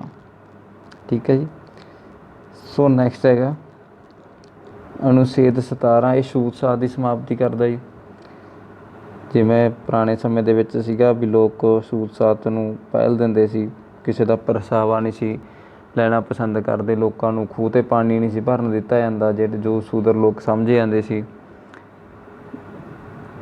ਲੋਕਾਂ ਨੂੰ ਆਪਦੇ ਕੋਲ ਖੜਨ ਤੋਂ ਵੀ ਨਫ਼ਰਤ ਮੰਨਦੇ ਸੀ। ਤਾਂ ਕਰਕੇ ਅਨੁਛੇਦ 17 ਦੇ ਵਿੱਚ ਇਸ ਗੱਲ ਨੂੰ ਦੁਹਰਾਇਆ ਗਿਆ ਕਿ ਵੀ ਛੂਤ ਛਾਤ ਦੀ ਜੋ ਬਿਮਾਰੀ ਸੀ ਉਹਨੂੰ ਸਮਾਪਤ ਕੀਤਾ ਜਾਵੇ।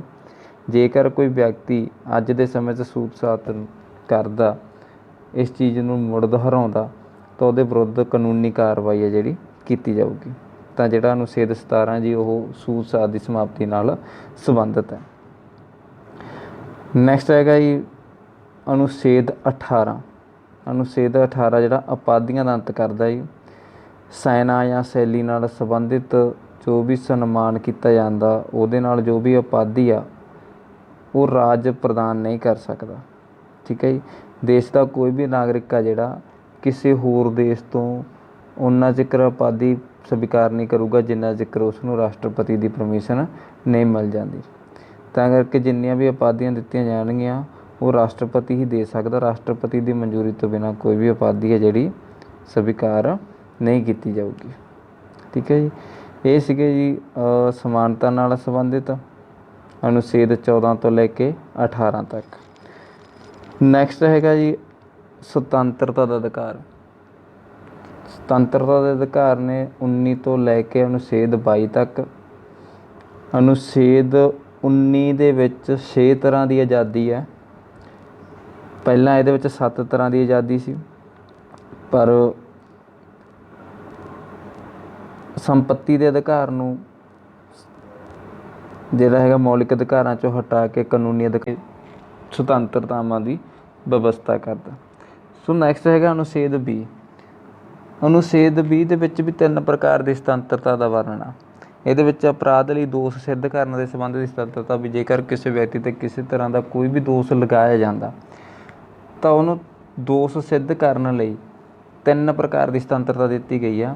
ਇੱਕ ਤਾਂ ਇਹ ਹੈ ਵੀ ਕਿਸੇ ਵੀ ਵਿਅਕਤੀ ਨੂੰ ਇੱਕ ਅਪਰਾਧ ਲਈ ਸਿਰਫ ਇੱਕ ਵਾਰ ਹੀ ਸਜ਼ਾ ਮਿਲੂਗੀ। ਜੇ ਇੱਕ ਅਪਰਾਧ ਉਹ ਵਾਰ-ਵਾਰ ਕਰ ਰਿਹਾ ਉਹਨੂੰ ਸਿਰਫ ਇੱਕ ਵਾਰ ਹੀ ਸਜ਼ਾ ਜਿਹੜੀ ਆ ਮਿਲੇਗੀ। ਨੰਬਰ 2 'ਤੇ ਅਪਰਾਧ ਕਰਨ ਸਮੇਂ ਜੋ ਕਾਨੂੰਨ ਹੈ ਉਹਦੇ ਤਹਿਤ ਹੀ ਸਜ਼ਾ ਮਿਲੂਗੀ। ਠੀਕ ਹੈ ਜੀ। ਅਪਰਾਧ ਕਰਨ ਤੋਂ ਪਹਿਲਾਂ ਜਾਂ ਅਪਰਾਧ ਕਰਨ ਤੋਂ ਬਾਅਦ ਜਿਹੜੇ ਬਣਨ ਵਾਲੇ ਕਾਨੂੰਨ ਨੇ ਉਹਨਾਂ ਮੁਤਾਬਕ ਸਜ਼ਾ ਨਹੀਂ ਦਿੱਤੀ ਜਾਵੇਗੀ। ਸਜ਼ਾ ਸਿਰਫ ਉਸ ਕਾਨੂੰਨ ਦੁਆਰਾ ਹੀ ਦਿੱਤੀ ਜਾਵੇਗੀ ਜੋ ਕਾਨੂੰਨ ਅਪਰਾਧ ਕਰਨ ਸਮੇਂ ਮੌਜੂਦ ਸੀ। ਨੰਬਰ 3 ਦੇ ਵਿੱਚ ਕਿਸੇ ਵੀ ਵਿਅਕਤੀ ਨੂੰ ਖੁਦ ਵਿਰੁੱਧ ਅਦਾਲਤ ਵਿੱਚ ਗਵਾਹੀ ਦੇਣ ਤੋਂ ਰੋਕਿਆ ਨਹੀਂ ਜਾਵੇਗਾ। ਕੋਈ ਵੀ ਵਿਅਕਤੀ ਹੈ ਜਿਹੜਾ ਆਪਦੇ ਖਿਲਾਫ ਜਾਂ ਆਪਦੇ ਹੱਕ ਦੇ ਵਿੱਚ ਗਵਾਹੀ ਹੈ ਜਿਹੜੀ ਦੇ ਸਕਦਾ, ਦਵਾ ਸਕਦਾ, ਇਹ ਉਸ ਨੂੰ ਸੁਤੰਤਰਤਾ ਹੈਗੀ ਆ। ਇਸ ਗੱਲ ਦੀ ਪੁਸ਼ਟੀ ਹੈ ਜਿਹੜੀ ਅਨੁਛੇਦ 20 ਵਿੱਚ ਕੀਤੀ ਗਈ ਆ। ਅਨੁਛੇਦ 21। ਅਨੁਛੇਦ 21 ਦੇ ਵਿੱਚ ਵਿਅਕਤੀ ਦੀ ਨਿੱਜੀ ਸੁਤੰਤਰਤਾ ਦਾ ਵਰਣਨ ਕੀਤਾ ਗਿਆ ਹੈ। ਠੀਕ ਹੈ ਜੀ। ਕਿਸੇ ਵੀ ਵਿਅਕਤੀ ਨੂੰ ਵਿਧੀ ਦੁਆਰਾ ਸਥਾਪਿਤ ਪ੍ਰਕਿਰਿਆ ਦੇ ਅੰਤਰਗਤ ਉਸ ਦੇ ਜੀਵਨ ਅਤੇ ਵਿਅਕਤੀਗਤ ਆਜ਼ਾਦੀ ਦੇ ਅਧਿਕਾਰ ਤੋਂ ਵੰਚਿਤ ਨਹੀਂ ਕੀਤਾ ਜਾ ਸਕਦਾ। ਉਸ ਨੂੰ ਆਪਣੇ ਜੀਵਨ ਅਤੇ ਆਪਣੇ ਵਿਅਕਤੀਗਤ, ਆਪਣੇ ਸੋਚਣ ਸ਼ਕਤੀ, ਆਪਣੇ ਨਿੱਜੀ ਮਾਮਲਿਆਂ ਨਾਲ ਸੰਬੰਧਿਤ ਸੁਤੰਤਰਤਾ ਦੇ ਵਿੱਚ ਆਜ਼ਾਦੀ ਹੈਗੀ ਆ। ਉਹਨੂੰ ਉਹਦੇ 'ਤੇ ਕਿਸੇ ਤਰ੍ਹਾਂ ਦਾ ਕੋਈ ਵੀ ਰੁਕਾਵਟ ਜਾਂ ਉਹਦੇ 'ਤੇ ਕਿਸੇ ਤਰ੍ਹਾਂ ਦੀ ਕੋਈ ਵੀ ਬੰਦਸ਼ ਆ ਜਿਹੜੀ ਪੈਦਾ ਨਹੀਂ ਕੀਤੀ ਜਾ ਸਕਦੀ। ਇਹ ਅਨੁਛੇਦ 21 ਦੇ ਵਿੱਚ ਪੁਸ਼ਟੀ ਕੀਤੀ ਗਈ ਹੈ। ਉਸ ਤੋਂ ਬਾਅਦ ਹੈਗਾ 21A। 21A ਆ, ਇਹ 86ਵੀਂ ਸੋਧ ਹੋਈ ਸੀ 2002 ਦੇ ਵਿੱਚ, ਉਦੋਂ ਇਸ ਨੂੰ ਇਹਦੇ ਵਿੱਚ ਦਰਜ ਕੀਤਾ ਗਿਆ ਸੀ। ਸੋ 21A ਇਸ ਗੱਲ ਦੀ ਪੁਸ਼ਟੀ ਕਰਦਾ ਕਿ ਵੀ ਰਾਜ 6 ਤੋਂ ਲੈ ਕੇ 14 ਸਾਲ ਤੱਕ ਦੇ ਬੱਚਿਆਂ ਨੂੰ ਮੁਫਤ ਅਤੇ ਲਾਜ਼ਮੀ ਸਿੱਖਿਆ ਦੇਵੇਗਾ। ਪਰ ਜਿਹੜੀ ਹੁਣ ਸਿੱਖਿਆ ਨੀਤੀ ਬਣੀ ਆ 2020 ਦੀ, ਉਹਦੇ ਵਿੱਚ ਇਹ ਉਮਰ ਆ ਜਿਹੜੀ 3 ਸਾਲ ਤੋਂ 18 ਸਾਲ ਤੱਕ ਜਿਹੜੀ ਕਰ ਦਿੱਤੀ ਗਈ ਆ। ਠੀਕ ਹੈ ਜੀ। ਅੱਜ 2020 ਦੇ ਵਿੱਚ ਜਿਹੜੀ ਨਵੀਂ ਸਿੱਖਿਆ ਨੀਤੀ ਬਣੀ ਆ ਉਹ 3 ਸਾਲ ਤੋਂ ਕਿੱਥੋਂ ਤੱਕ ਕਿ 18 ਸਾਲ ਤੱਕ ਆ ਜਿਹੜੀ ਨੀਤੀ ਦੇ ਵਿੱਚ ਦਰਜ ਕੀਤਾ ਗਿਆ। ਪਹਿਲਾਂ ਇਹ 6 ਤੋਂ 14 ਸਾਲ ਤੱਕ ਜਿਹੜੀ ਸੀ ਲਾਜ਼ਮੀ ਅਤੇ ਮੁਫਤ ਸਿੱਖਿਆ ਦੇਣ ਦਾ ਵਚਨ ਜਿਹੜਾ ਰਾਜ ਦੁਆਰਾ ਕੀਤਾ ਗਿਆ ਸੀ। ਸੋ ਨੈਕਸਟ ਹੈਗਾ ਜੀ ਅਨੁਛੇਦ 22, ਜੇਕਰ ਕਿਸੇ ਵੀ ਵਿਅਕਤੀ ਨੂੰ ਮਨਮਾਨੇ ਢੰਗ ਨਾਲ ਹਿਰਾਸਤ ਵਿੱਚ ਅਨੁਛੇਦ 27 ਧਾਰਮਿਕ ਸੰਸਥਾਵਾਂ ਤੋਂ ਕਰ ਲੈਣ ਦੀ ਮਨਾਹੀ ਹੈ। ਇਹਦੇ ਵਿੱਚ ਵੀ ਜੋ ਵੀ ਧਾਰਮਿਕ ਸੰਸਥਾਵਾਂ ਨੂੰ ਆਮਦਨ ਹੁੰਦੀ ਆ, ਜੋ ਧਾਰਮਿਕ ਸੰਸਥਾਵਾਂ ਦੀ ਪ੍ਰੋਪਰਟੀ ਆ, ਉਹਨਾਂ 'ਤੇ ਰਾਜ ਕਰ ਨਹੀਂ ਲਗਾ ਸਕਦਾ, ਟੈਕਸ ਨਹੀਂ ਲਗਾ ਸਕਦਾ, ਉਹਨਾਂ ਨੂੰ ਟੈਕਸ ਆ ਜਿਹੜਾ ਮਾਫ ਹੋਏਗਾ। ਉਹ ਅਨੁਛੇਦ 27 ਦੇ ਵਿੱਚ ਪੁਸ਼ਟੀ ਹੈ। ਸੋ ਨੈਕਸਟ ਹੈਗਾ ਜੀ ਅਨੁਛੇਦ 28। ਅਨੁਛੇਦ 28 ਇਸ ਗੱਲ ਦੀ ਪੁਸ਼ਟੀ ਕਰਦਾ ਕਿ ਵੀ ਸਕੂਲਾਂ ਦੇ ਵਿੱਚ, ਸਿੱਖਿਅਕ ਸੰਸਥਾਵਾਂ ਦੇ ਵਿੱਚ ਧਾਰਮਿਕ ਸਿੱਖਿਆ ਦੇਣ ਦੀ ਮਨਾਹੀ ਆ। ਕੋਈ ਵੀ ਵਿਅਕਤੀ ਨਿੱਜੀ ਤੌਰ 'ਤੇ ਸਕੂਲੀ ਸਿੱਖਿਆ ਦੇ ਵਿੱਚ ਕਿਸੇ ਵੀ ਧਰਮ ਦਾ ਪ੍ਰਚਾਰ ਨਹੀਂ ਕਰ ਸਕਦਾ, ਕਿਸੇ ਵੀ ਧਰਮ ਦੀ ਸਿੱਖਿਆ ਨਹੀਂ ਦੇ ਸਕਦਾ। ਇਹ ਅਨੁਛੇਦ 28 ਦੇ ਵਿੱਚ ਪੁਸ਼ਟੀ ਕੀਤੀ ਗਈ ਹੈ। ਠੀਕ ਹੈ ਜੀ। ਇਹ ਸੀਗਾ ਅਨੁਛੇਦ 25 ਤੋਂ 28 ਤੱਕ, ਜੋ ਕਿ ਧਾਰਮਿਕ ਸੁਤੰਤਰਤਾ ਦੇ ਨਾਲ ਸੰਬੰਧਿਤ ਨੇ। ਸੋ ਨੈਕਸਟ ਹੈਗਾ ਜੀ ਸੱਭਿਆਚਾਰ ਅਤੇ ਸਿੱਖਿਆ ਸੰਬੰਧੀ ਅਧਿਕਾਰ। ਸੱਭਿਆਚਾਰ ਅਤੇ ਸਿੱਖਿਆ ਸੰਬੰਧੀ ਅਧਿਕਾਰ ਦੋ ਹੀ ਅਨੁਛੇਦ ਨੇ, ਅਨੁਛੇਦ 29 ਅਤੇ ਅਨੁਛੇਦ 30। ਅਨੁਛੇਦ ਜਿਹੜਾ 29 ਆ ਉਹ ਜਿਹੜੀਆਂ ਅਲਪ ਸੰਖਿਅਕ ਵਰਗ ਆ ਉਹਨਾਂ ਦੇ ਹਿੱਤਾਂ ਦੀ ਸੁਰੱਖਿਆ ਦੀ ਗੱਲ ਕਰਦਾ। ਵੀ ਅਲਪ ਸੰਖਿਅਕ ਜੋ ਵਰਗ ਨੇ ਉਹ ਆਪਣੇ ਸੱਭਿਆਚਾਰ, ਆਪਣੀ ਲਿਪੀ ਹੈ ਜਿਹੜੀ, ਆਪਣੀ ਮਾਂ ਬੋਲੀ ਹੈ ਜਿਹੜੀ, ਉਹਦੀ ਸੰਭਾਲ ਕਰ ਸਕਦੇ ਨੇ। ਉਹਨਾਂ 'ਤੇ ਕਿਸੇ ਹੋਰ ਸੱਭਿਆਚਾਰ ਨੂੰ ਜਾਂ ਹੋਰ ਕਿਸੇ ਲਿਪੀ ਨੂੰ ਥੋਪਿਆ ਨਹੀਂ ਜਾ ਸਕਦਾ। ਉਹ ਕਿਸੇ ਵੀ ਕੋਨੇ ਦੇ ਵਿੱਚ ਰਹਿ ਰਹੇ ਨੇ ਭਾਰਤ ਦੇ, ਉਹ ਆਪਣੀ ਬੋਲੀ ਅਤੇ ਆਪਣੇ ਸੱਭਿਆਚਾਰ ਨੂੰ ਜਿਹੜਾ ਉਸੇ ਤਰ੍ਹਾਂ ਹੀ ਪ੍ਰਫੁੱਲਿਤ ਕਰ ਸਕਦੇ ਨੇ, ਉਸੇ ਤਰ੍ਹਾਂ ਹੀ ਲਾਗੂ ਕਰ ਸਕਦੇ ਨੇ। ਉਹਨਾਂ 'ਤੇ ਕਿਸੇ ਤਰ੍ਹਾਂ ਦੀ ਕੋਈ ਵੀ ਬੰਦਸ਼ ਨਹੀਂ ਹੈਗੀ। ਇਹ ਅਨੁਛੇਦ 29 ਆ ਜਿਹੜਾ ਪੁਸ਼ਟੀ ਕਰਦਾ। ਅਨੁਛੇਦ 30 ਹੈ।